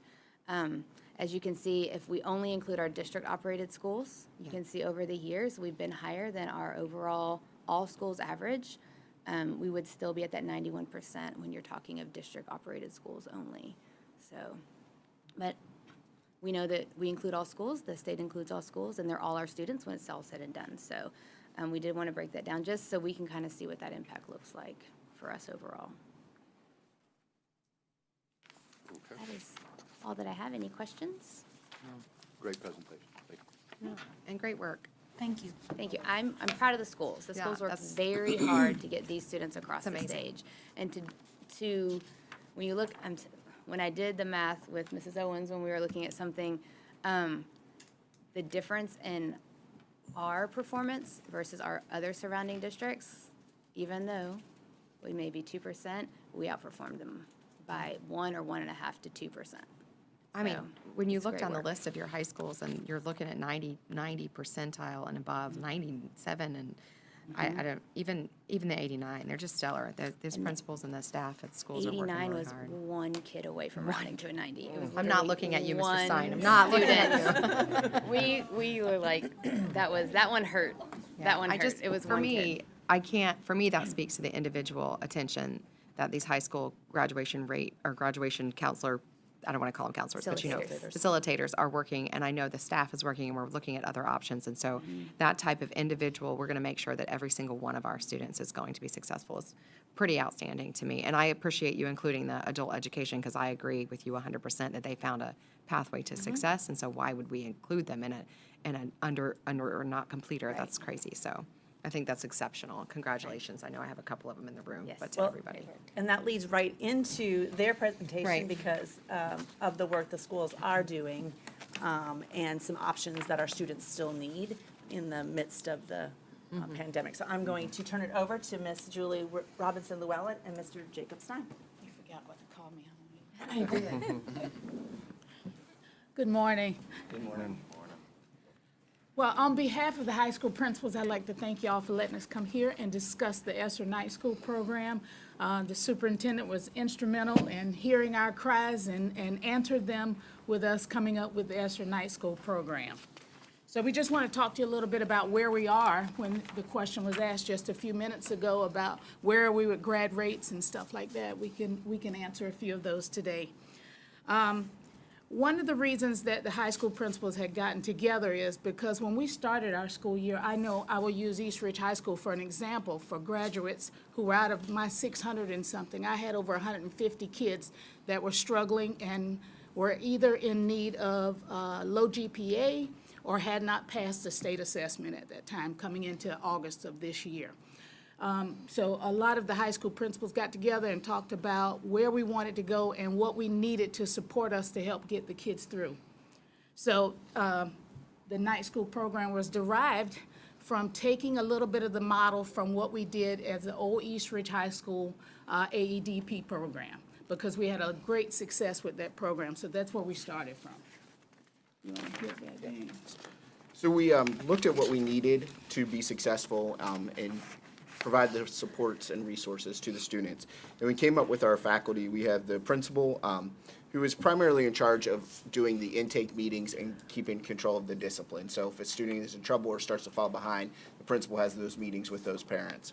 You have the assistant principals who are there nightly to work with the students individually. We have a deputy because we're required to have the SR over there. We have a counselor to make sure the students, as fast as they are going, the classes are changing a lot because they're very self-paced on that part. The teachers who are critical because we want to make sure that we have somebody that is certified in each of those areas to address the needs. The coordinator of Edgenuity because, again, we're taking in and out classes all the time, and so we're looking at that. The data clerk keeps those updated, and bookkeeper for our purchases, and we do have to have the testing coordinators to come in when we are offering the state test. And what we have set up is each night the program is set up where you have 2 teachers there with the students each night, 1 deputy, 1 administrator per night there. And if the counselor comes in that night or the administrator, one of the things that we did to get the biggest bang for our buck is our administrators are certified in math or ELA. The expectation is that they teach and work one-on-one with the kids. It is not let's sit around and supervise. It is let's all put our hands in and get working with our kids. So that's been working out well for most of the high schools. Some of the curriculum that we have been working with was Edgenuity with the kids. But if you look at the clientele that we're serving, not all kids get things from a computer. They do not. And so what we've been doing at East Ridge, I will tell you, we have 3 math instructors 3 nights during the week because we found that a lot of our kids struggle with math.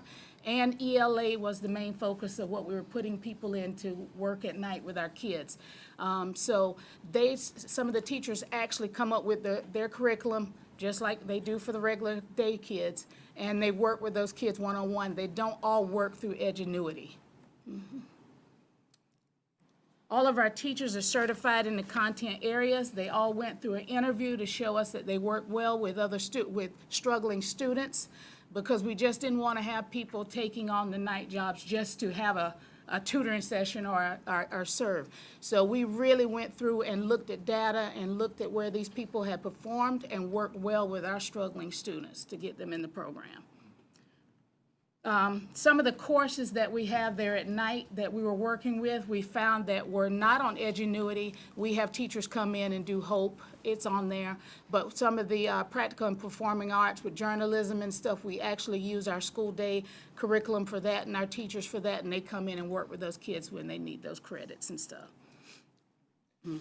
So a very important part is the parent involvement and the student support to make sure that those students are prepared for their, not just to graduate, but their state test as well as we're moving forward. So each principal will meet and do a parent and student orientation, which we have a contract that lays out the expectations of what the student and the parent are responsible for, because a big part of the night school is the attendance, and sometimes that does take the parents getting them there, so they understand that responsibility there. We all take part in the intake process, and we will go over discipline. If there's a few students you'll see in our data that are there for discipline reasons, so we have that extra step in place for them, so that we don't have any problems in those situations. And we do the weekly parent contact. At Tavares High School, our Edgenuity coordinator does that. She lets them know each week what how much progress, and sometimes it's a outstanding amount, so it's a good phone call. And then the students, the teachers actually meet weekly on the students as well outside in their PLT time, where they actually discuss the students, and they can actually have that time to sit down together and say, hey, what's working with the student for you? Let me try that so that we can be successful for all students. We have the access to the internet cards for some of the kids who may not have access at home, because they can work on the assignments at home as well, except the tests and quizzes. Our counselors are there to help them with the career and academics. And then we do, as Ms. Llewellyn said before, we have the direct instruction for a lot of our classes that are not on Edgenuity. And we do have to do character education with some of them, because they do have some issues that they come to us with that we have to work with them on. One of the major things that we were talking about with the student support and parent support, one of the best things that has come out of this is that we have had a great showing from our parents. They have showed up for the meetings. You know that they work, they may not be able to come in at night and stuff, but they always come to the meetings and express their concerns about us supporting their kids. So that's been big with the parent involvement. My people at East Ridge High School are demanded to take and make a phone call weekly about the progress. How much percentage have you gotten done? And we do this every week that parent is in contact with us. Our enrollment for the high schools, and this is kind of, it rolls from day to day, guys, but this is pretty much where we were. One of the things that I want you to look at, Lake Minneola was showing 12. They are actually at 21 students over enrollment over the Christmas break. They enrolled more students in the program, and we keep moving forward. I know Mr. Stein's number is a lot different now. It keeps growing because we get kids in that will need to be in the program who haven't been there. They may need to only stay a couple of 9 weeks, and then they can go back into traditional classroom. So that's why our numbers roll. We get new enrollees that have to go into the program because they're behind. So. And at Tavares High, we've had some kids that had dropped out last year that have actually started to enroll in the night program. So we've had 3 students that were previous dropouts that are enrolled in the night program. So as of today, our number is 47. And we're planning, we could hold 60 at one time in any of the programs. So up to that number for where we are now. So is the intent for a student to come into the program for credit recovery and then roll back into? They can roll back, but a lot of my kids are like, they're doing better here because they struggled in the traditional day. So a lot of them are staying. If they complete it within the 4th 9 weeks, within a few weeks, because we anticipate that there will be a few that will complete by the end of April, they're not going to go back in. They will be completed for that school year. And these are high school, these are seniors? Seniors, juniors, and I'm going to talk a little bit about the grade levels that we have in here with this, yeah. At the East Ridge High School, and I'm just using my data as where we were for the first 9 weeks, we have 41 students served in our program. 3 students were placed in our program due to discipline. Kind of the profile, we had 3 10th graders who were overaged that went into the program. 11th graders, we had 11. There was 19 retained 11th graders that went into this program. They were supposed to be seniors, and 8 seniors that went in. We rolled back and we started with our seniors and our junior classes, what we were looking at to support those kids, basically. As you can see, it's 11 females, predominantly a lot of males in the program, And Black and Hispanic is where I roll off with my large numbers, but if you look at my grad rate, those were some of the kids that struggled and did not make it to get the state assessment passed on my grad rate when we were at 96%. And I am a firm believer that we should have been at 99, that we could get these kids through, because we have done it before. And I believe this is the right program for these kids to be in to get them the support and help they need. What's new in this program that was different from the AED program is that now we're taking kids with 504 ESE students and ELL students are in our program, and that's kind of the demographics of what we have up there. A little bit about where we were October to December, which was only 9 weeks. We started with 26 kids in there. They completed 54 credits within that 9 weeks' time. Those kids did, the 26 of them did. 5 of the 19 retained 11th graders were promoted in the first 9 weeks to seniors. The other 14 retained will be promoted this 9 weeks. They are on track to go in to be their senior year. The 3 disciplinary referrals that went in with the kids, because this program is mostly academic, but we did have 3 kids that were in trouble that came into our program. The senior will graduate with the cohort. Actually, that senior who got in some trouble is ahead and could actually walk out the doors now because she's completed everything. The junior is on track for the senior year and the return to traditional school. And the 10th grader is on grade level, and we are prepping them for the state assessments in the night school to take the test for us. Out of all of our kids, the lowest starting GPA was a .27 that came in. That's how low the GPAs were that came in. The average of all of the kids through the 41 that we have now are ranging from a 1.0 to a 1.6, but we see the light at the end of the tunnel. We anticipate that all will be on a 2.0 and on grade level moving forward. Our average rise over just the first 9 weeks was .23 for their GPAs. And out of all of the students, out of the 41 that we have 1 who is behind. And when I say behind, they're pacing behind. They're not working as fast and what we figure is the pace that they need to be at. So we're working with them. We're requiring them to work on Fridays when we don't have school to get them back on track and on weekends, because we do allow our kids to work anytime they want to. We just don't do any tests or quizzes at home. They must be at school to do those things, but we allow them time to work there.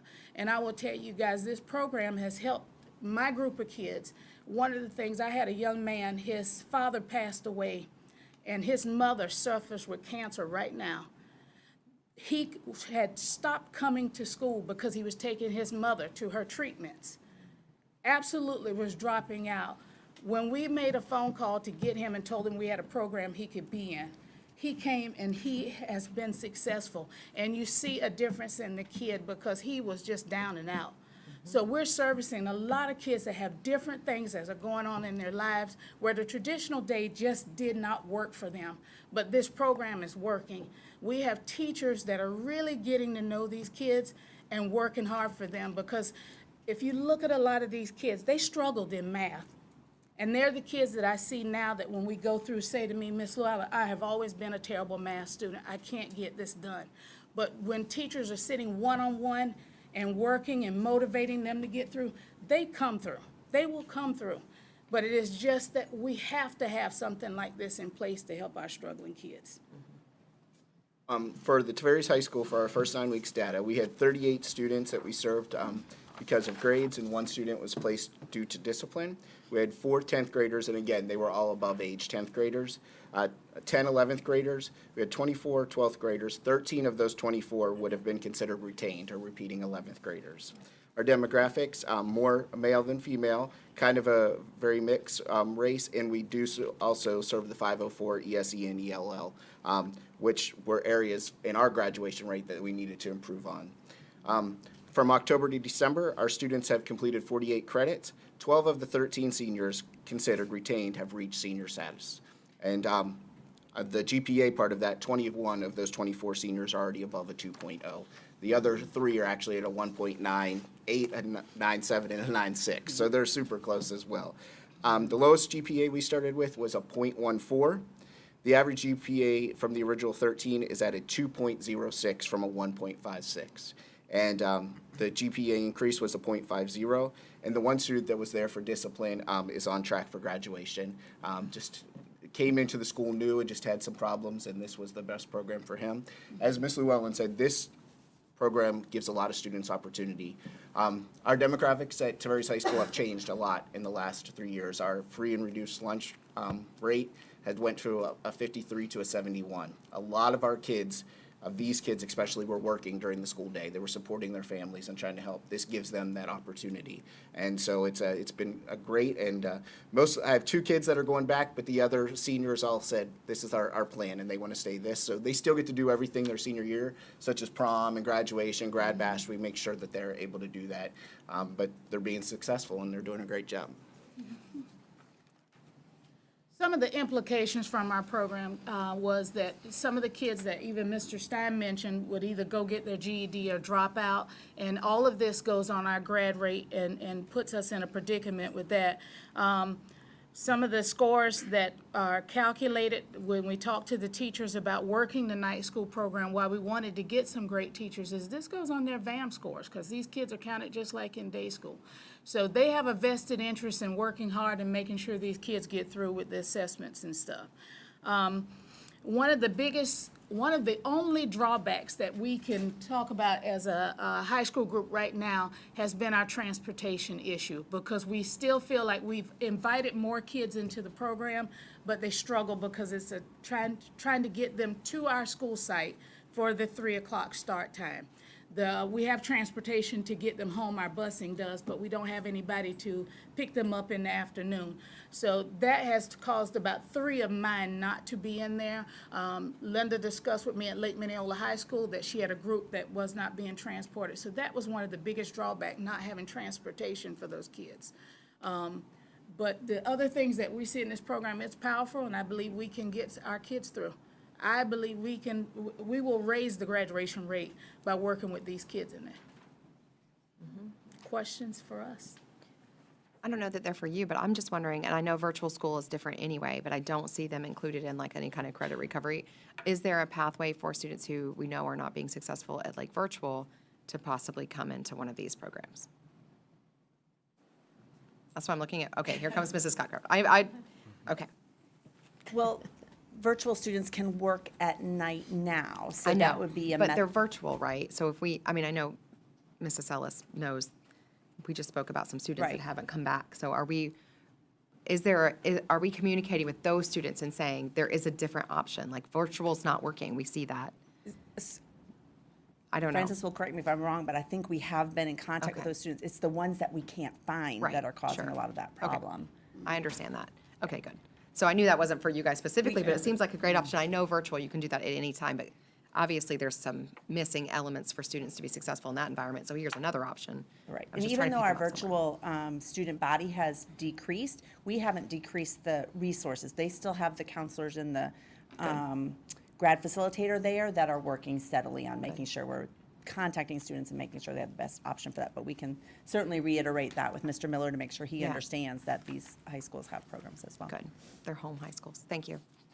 That's excellent. Yeah, I think there's a certain level of accountability when you're supposed to show up every night and do this versus I'm just going to Right. log on to the Lake Virtual at my convenience and, and I don't have the benefit of an educator in the room. Right. That you've picked a very talented group of people, I understand, to be the faculty, and you don't necessarily have that in the person's home when you're a Lake Virtual student. And that's what I was thinking, if we knew that so many students, because of the reasons at the moment, transferred to virtual, not necessarily considering, are we ready to do this? Or is my student this type of learner that can thrive? So now we do have an option. And I know those students have a home school.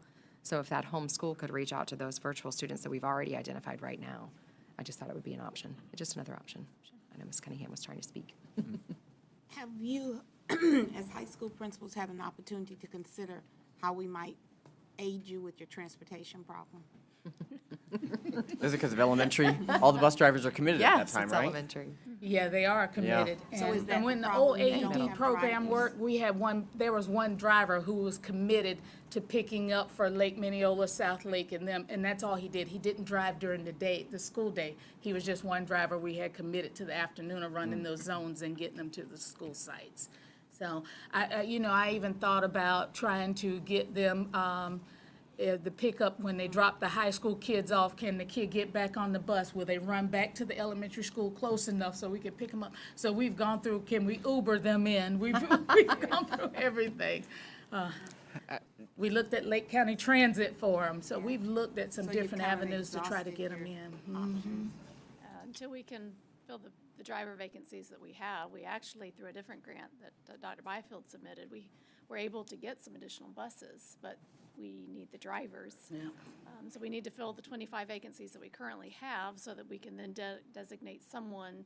And in this case, because we're doing it across the district, we'd have to have multiple buses and multiple drivers dedicated to the program. So we're hoping that we can get there as we, but right now, at least we're getting them home. Yes. And, you know, I know that they have, I know Mr. Fender has worked very closely with us as well. We've tried to explore every option available, and it's just been quite a challenge. But Lake Transportation, how, have we really worked with them to see if they, because it seems like they'd be a great partner.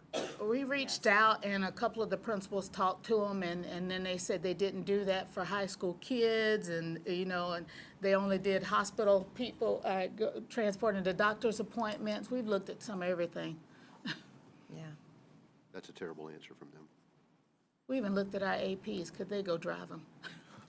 Because you're not talking a significant number of people Right. who are being impacted by that. I thought your number would be far higher for the number of people impacted by getting to the program, kind of transportation, but But one of the goals, I think, is to get more people. But to get sure, more they don't have a lot of room for more transportation people. is a- I mean, is a, obstacle. 20 more maybe. And the Board of County Commission actually controls Lake Transport, so it seems like we could leverage that relationship. Yeah, perhaps we maybe could kind of continue those conversations and.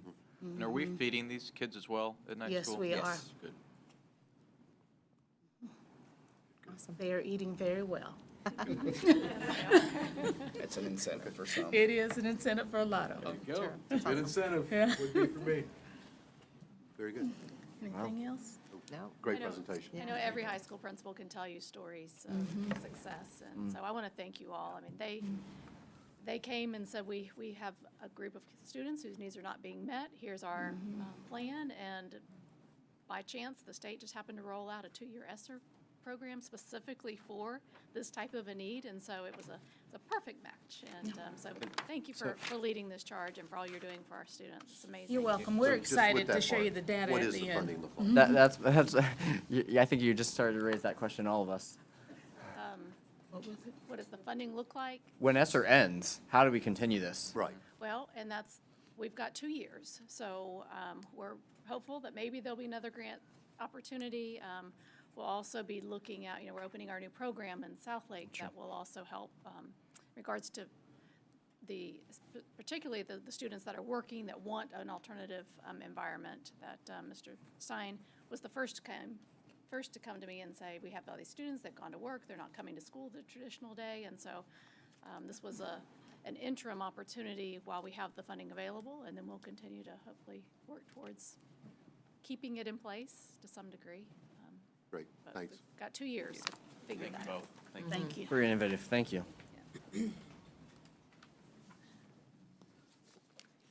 Y'all feel good to keep trudging forward with our mid-year student performance update? Yes. All right, there we go. Lots of nods of approval. Welcome. Okay, before we do that, I have some more information about Lake Virtual. Okay. Because like you said, Ms. Sellis has all those answers and she looked up some things. For this cohort, for the 23 year, 3 students have already graduated. 79 are in the cohort, 58 are actively enrolled. So there's, what is that, about 18 students, 17, 18 students we need to find. Okay. So they're just not back. They're not successful at this point. They're just not back. They're just not Okay. back. Great. Yep. All right. I am excited to bring Ms. Obando with me today to talk about the mid-year data. And specifically, we're going to be looking at the new data that's as a result of the new testing in the state of Florida. Absolutely.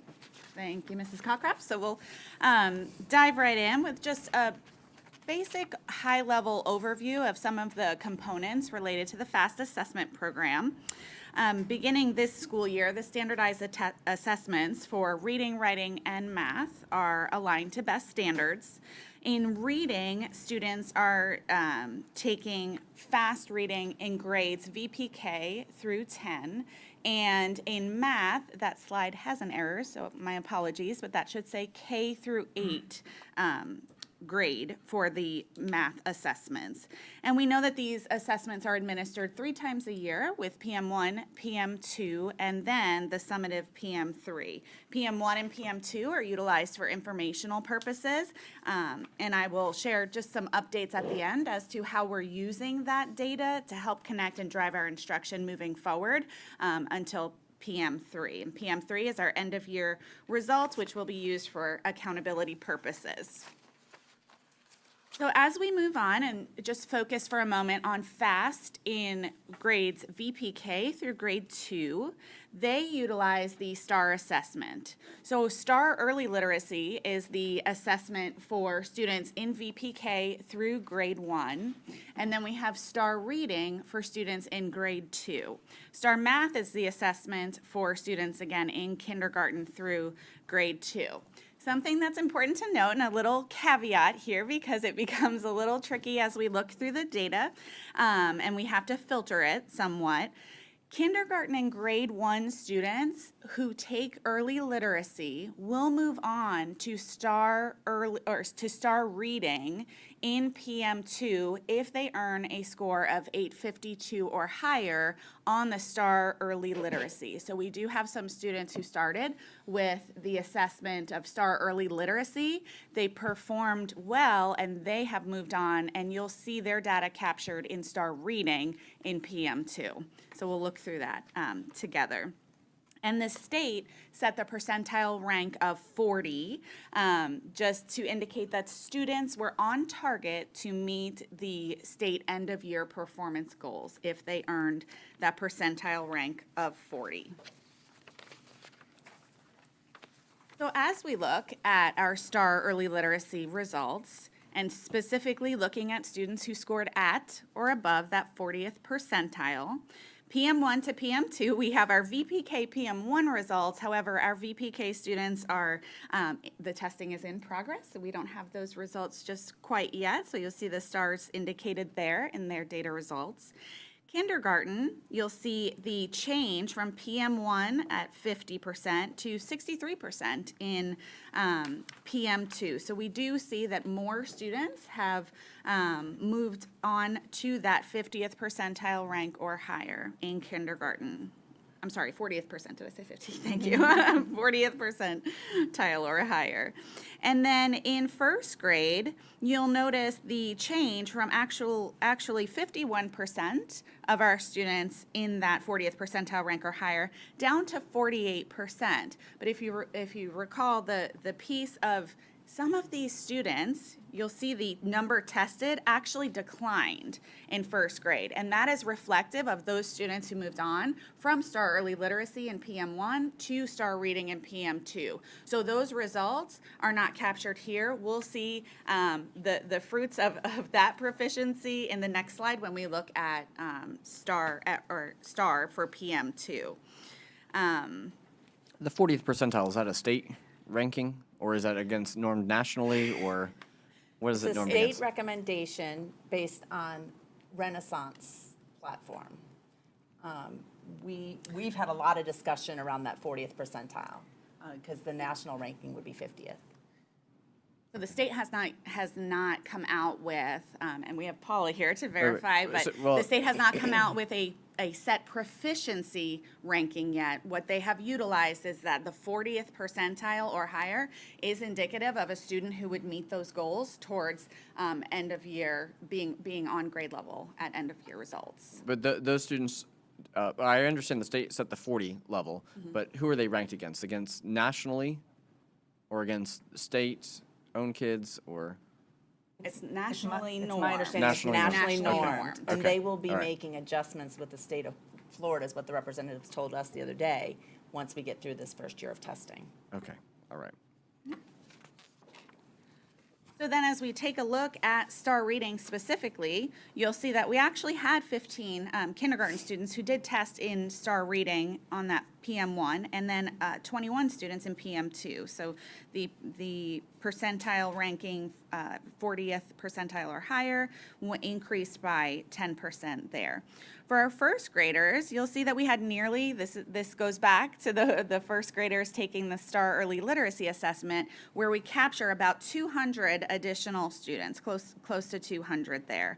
And that is why that proficiency, or I'm sorry, that 40th percentile rank or higher did grow from 33% to 90%. All of those students who were ready to move onto this STAR reading were captured and in this reporting and did well. So you'll see that, note that 57% increase there. And in second grade, we went up and showed 6% growth there overall. Looking at STAR Math, in kindergarten, we had 52% of students performing at that 40th percentile rank or higher, moving to 60%, so an increase of 8% there. First grade and second grade showed a 1% and 2% increase respectively. So before we move on to the FAST results, are there any questions that you have just for STAR specifically now? And would you like me to keep going and then we can go with questions at the end? I guess my big wondering ultimately is going to be road to proficiency, because you can, I mean, theoretically, it's possible that every kid who takes this could eventually be proficient, but just because of your ranking against other kids, these other kids have scored better than you, you know, it doesn't necessarily mean you're not proficient.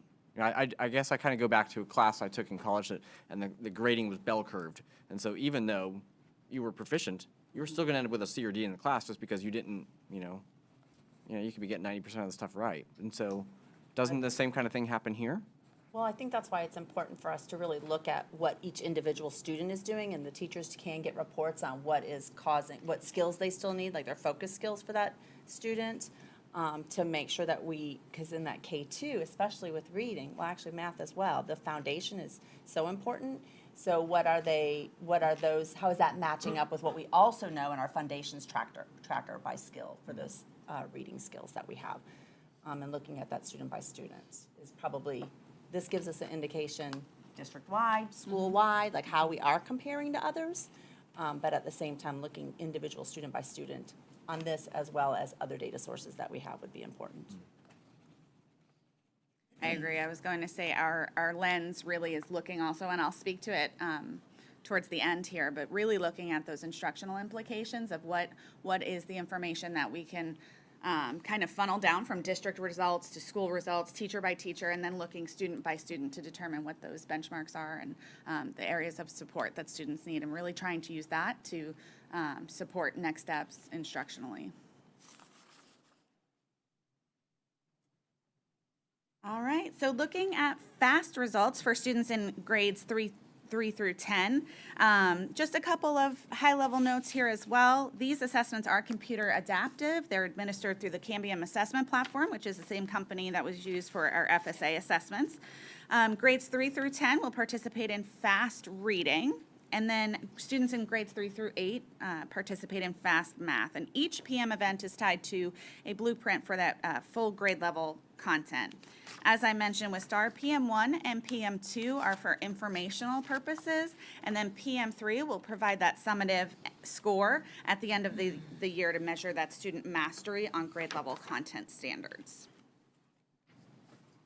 So as we look at FAST reading data, this is actually, although it says state and district, this is actually a snapshot of our district data at this time. And the reason for that is the state window is actually still open until January 27th. And so that data is fluctuating daily as other districts complete the assessment. But you will see here just some of the changes in proficiency at percent level 3 or above by grade from grades 3 through 10 in reading. And again, I just want to note that this assessment measures that measures up against that end of year expectation. So while we do see some trends upward and in the right direction, we know that we're also measuring against that end of the year result at this time. So we may have students who they're not being measured up against the middle of the year proficiency. It's that end of year, so they may not be quite there, and we will hope to see that adjustment as we take PM3. So I feel like what you just said there is a very important piece of information that I'm not sure that parents have fully grasped yet. As they're getting their results back and they see their kid is a level 2, or a 1, at least in the circles I'm traveling in, there's a little bit of panic going, oh my goodness, my kid did well last year. Why is he suddenly a 1 or a 2? Oh, because you're being assessed on all of the year, and you obviously haven't gone to school for the whole year yet. So don't be alarmed. But I don't think that people know that yet. And so I don't know if there's what our communication, maybe we need to look at that a little more closely to explain what these results mean. Because, when we look at this page and we think, oh my goodness, only 32% of the kids are proficient at grade 3 in reading. Oh no, we still have half the year to teach them. And then by the end, it won't be 32 anymore, but, Yeah, and we've heard that feedback from some principals as well, as we've done some of our data reviews and walked them through a data review protocol, just in terms of students kind of shifting their mindset to, oh, this is measuring me, especially in our middle and high school. This is measuring me up against that end of year. It's not where I am, because they feel that too. So I think we're capturing at the school level that message, but I hear you that. And I'm going to actually go a step further. So at the school, I received an email from one of my kids' teachers back in PM1, so I don't know if you've circled back and had a chance to educate our district population, but hey, since your kid is a 2, then we're going to intervene with some intensive strategies. And I go, wait a second here. He hasn't gone to school for 10 months yet, so I don't know if we need intensive strategies just yet, but that is one of those points where the teacher's ready to start, intervention when he's probably right on track, so. And I think there were a lot of questions as we first started to receive PM1 data, and particularly in STAR, there are so many reporting options that are available to our teachers as well. So I think we've done a better job of kind of narrowing our lens on what to look at, and then the messaging around it, looking at what that individual student kind of needs moving forward, and really digging in, okay, is this even a benchmark that we've taught at this point of the year? If they are not there yet, that's not necessarily, if they're not there in their curriculum yet, that's not something we need to necessarily be concerned about and be intervening on, certainly. But if it is something that was already taught, then we base those instructional decisions and next steps off of what was taught. Yeah. And the state also provided us clarification after PM1, because we are required, if a student scores in the lowest level on a state assessment, to provide, in reading, provide that substantially deficient letter and all. So they did provide some clarification this year as they're norming the test and doing those cut scores on how to handle that. So a school may have jumped to knowing that they have to notify on that. So hopefully we are continuing to clear up those communications as well. Well, it's something we can Sure. always work on messaging to our parents. Maybe there's a Super Sunday coming from that or something. I don't know. All right, so taking a look at FAST math data, again, that's grades 3 through 8. So you'll see the percentiles, percentage 3 and above, increasing there. Some nice improvements as we track on towards PM3. Any questions on this slide? All right, so along with those data results that we have for PM1 to PM2, we really wanted to provide a summary of some of the leadership and school level work that's underway as a result of the PM1 to PM2 results. As data has been released, we've been working with school leaders to walk through a data review protocol, starting with that broad district data, as I mentioned before, and then drilling down into the school classroom and student by student student data. So as part of our school quarterly data chats, teachers may be utilizing a student report, such as the one that is posted on this slide, to determine really what are those next steps in instruction. What does this data tell me I can do to support the student moving forward in their instructional path? And it allows us really as schools to review our progress as well related to essential standards that have been selected and what is that essential learning that students need in order to move on to the next grade level. So you'll notice on that right-hand column, the example of the class report, really kind of tuning into some of the instructional next steps and recommendations contained within the STAR report. This one is specific to STAR. And then, as we've looked at teacher reports for FAST, the reporting options contain the level 1 through level 5 equivalent report, along with benchmark reporting by student. So again, helping us to focus in our instructional decision-making to determine what next steps are needed. I think it's important to note here for the teachers to have the benchmark by student. It is a cumbersome process. You have to go through like 4 pages of each student. There is not an item analysis. We are hoping that the state does recognize the instructional benefit of that, implications and the yes. benefits that would come for us if we had that and provide that. But right now, they have to go through student by student. And finally, just thinking about the family level, our parents are receiving timely reporting in grades K through 10 via Skyward Family Access, and those reports are, of course, determined by the assessment and aligned to the assessment that they take, that the student takes, whether STAR or FAST, and they are available nearly as soon as the student takes the test. They're pretty quick, Paula, correct? Pretty timely. So as soon as the state releases that, one of the benefits is we can get the performance results out to parents. But I know in here on this slide, it mentions some of the social media and phone messaging, so that might be an opportunity too for us to kind of clear up, Mr. Dodd, what you were mentioning about how this assessment really reflects their progress related to the end of the year. That's all we had. Any questions about PM data? Great work. Thank you. I guess I'll maybe inspire a question or two here, but of course I've got a couple. I'm sorry. And first off, so Ms. Cockcroft and I had a great opportunity to sit down in immense detail and look at these because my head was really swirling. You know, as I've got a lot of kids, right, and so I'm looking at a lot of data, going, wait a second here. This data says this. This one says. I don't even know how to make heads or tails. So I think you just provided just an obscene amount of clarity and all that, and also. Create a good number of questions that the state still has to figure out. Like there's so much that they have not figured out. So I, recognize that we're still kind of functioning a little bit in the dark as to what all this means.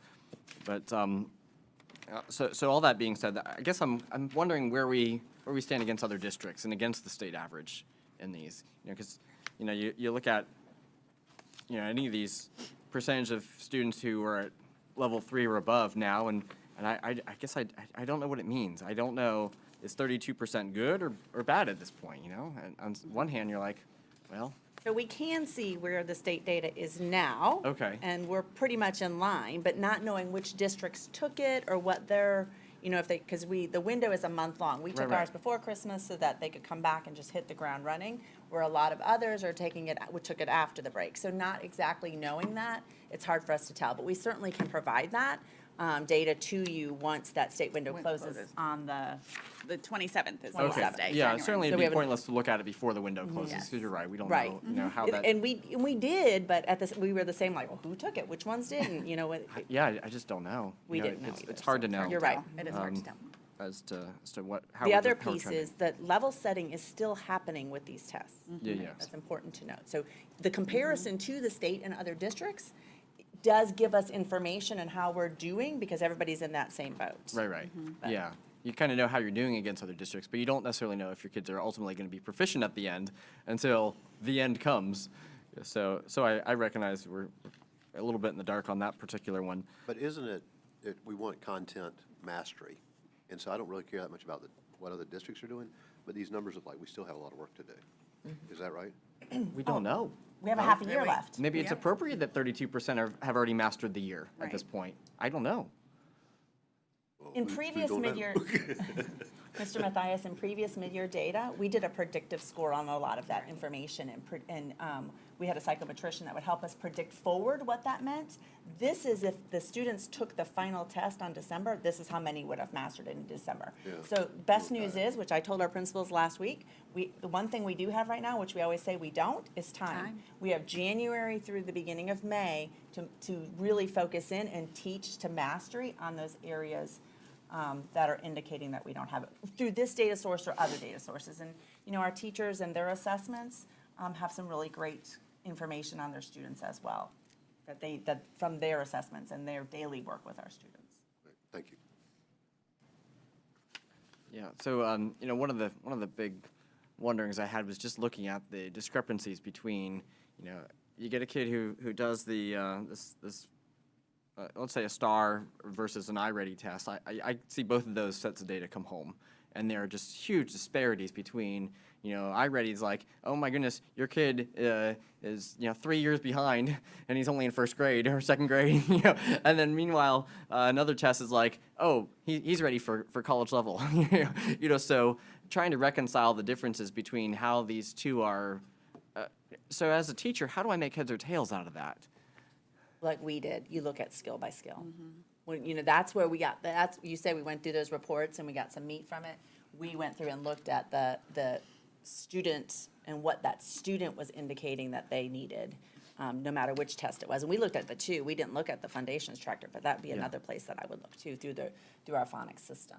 So because of that, you know, you almost lose the argument for, hey, let's stop double testing, right? So, but I know certainly a number of parents who are concerned about the double testing, right? We are giving 2 sets of progress monitoring tests, and is that necessary? How do we? Can I add on to the concern there that we're hearing from some teachers? We did not do the third K2 iReady test because curriculum-wise, we're going to give it at the, if we continue with iReady, we would give it at the beginning of next year, and then that would set them on their path. So the end of the year one is information for us, but it doesn't necessarily help the students. So we cut that out of the testing schedule. So that meant that we had to start looking at did we have 3 tests on beginning of the year to end of the year for our teacher evaluation system and those student performance measures. And so we are moving towards STAR unless we decide as a district, let's give that third so we can use that for the student performance measures. So right now, Mr. Zamora is working and is meeting with Renaissance on that, all of that data. We will have to have another team meeting to determine. The team did decide, they also did not want to test just for student performance measures for our teacher evaluation, but we also want to make sure that we're being fair to our teachers and that we are evaluating them appropriately in this year that we're moving to assessment. Well, There's another reason to think, okay. absolutely. Yes, I wrote down this evaluation purposes, so you kind of read my mind there that, you know, I hate to just give tests just so we can evaluate teachers. We want to really get some sort of benefit of, you know, getting a more clear picture of the student's academic achievement and how to support them. And so I do think our teachers get a good stance too for where they are then without that summer slide that we know happens. But I think that's a decision we would have to make on whether it's a benefit enough to take 2 assessments again in May. okay. Well, I think you also have to look at assessment in that there are 2 reasons. There's student progress, and then there's student end results. The progress should be extremely important to the teacher as well as to any of us that are watching it. And those individual skills that you're talking about, I think that's essential, especially to schools that are struggling or into students that are struggling, because they can look at that, and it may just be 2 kids in the room, but they know what targeted skills they have to hit.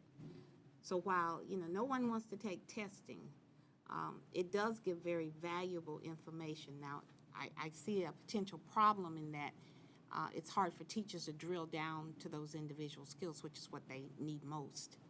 But there are some teachers that take the time, and they do that, and their students benefit greatly. So I think certainly, you know, there are kinks, but I am pleased with the road we're on because at least we're getting necessary information to help teachers provide better instruction. for students. Yeah, and looking back at the STAR reports, there was a great level of drill down you were able to do in looking at those individual skills. So I have to wonder if the iReady is going to be necessary for at least all students. You know, I recognize that there's still potential for some students to benefit, but I don't know if it's. You'll remember we did say we would bring in groups of teachers to advise on Yeah, what yeah. they need and that, and make a decision, including teacher voice and that, to bring, before we bring another contract to you for that. Sure. Right. Okay. All right. Any other questions on that one? All right, thank you for that information. Thank you. We've got one more topic on our main agenda. Do you feel strong for this one, or am I kind of reading face of, like, I need a break? I have a very important family funeral. I've already missed the service, but I'm going to try to make it to the graveside. So I had spoken to the superintendent about it, so I'm going to head out. Okay. Just so you guys know where. You want to take a 5-minute break? 5 minutes? Yeah. We'll take 5 minutes. All right. We're in recess.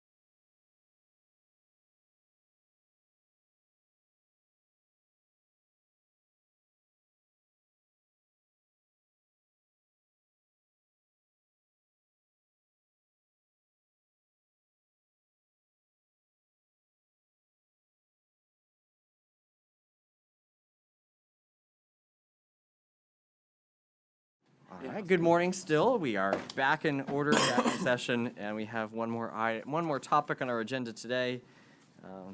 Mr. Mock. Yes, I have the accounts payable audit report to present.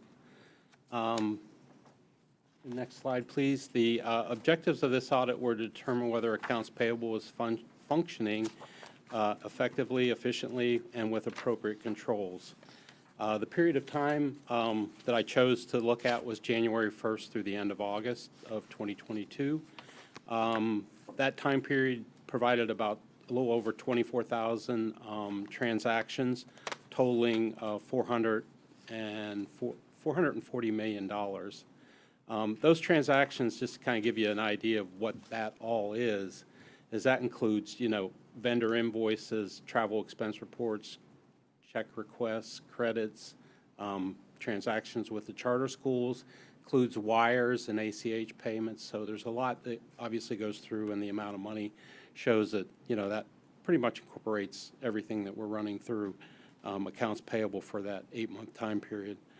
To begin the process, or to start the process, obviously met with the accounts payable team in finance, and I created learned what the flow and the processes were and created the flow maps, and those flow maps have been included on page 6 through 10 of the report. And I used the maps to help understand, where there's proper separation of duties that obviously assist in the effective and accurate and efficient delivery of the accounts payable services. Next slide. This slide just kind of gives you an idea of what steps I did in the audit. I looked at invoice number matches. I looked at account amount matches. I looked at invoice and payroll address matches. I looked at credits. I looked at travel expense reports. I looked at wire and ACH payments, all looking to make sure that we follow proper procedures in all these, and also, looking for proper entry into the accounts payable system. With that, the conclusion overall, established processes and controls over accounts payable are consistently and effectively applied. All audit sample payments were properly approved, adequate support with proper documentation, and were made to legitimate approved vendors. Internal audit communicated all these observations for consideration with potential future process enhancements. And that was done through discussions at the exit conference with the finance team and accounts payable team. So next slide is just kind of give you an idea of what my processes are, and the time period it covers, and obviously looking at, what I do in the steps. And I just provide this mainly to the audit committee has been asking for this timeline and steps that I'm doing in each of the audits, and just provide it here for the board in case you have any questions as well. So with that, that's the accounts payable. Any questions on the accounts payable report? I've got one. Yes, sir. Okay, so, as I read this, it looked to me, I walked away with a very solid impression of function of this district, that it's very well and doing very well and reliable and legit.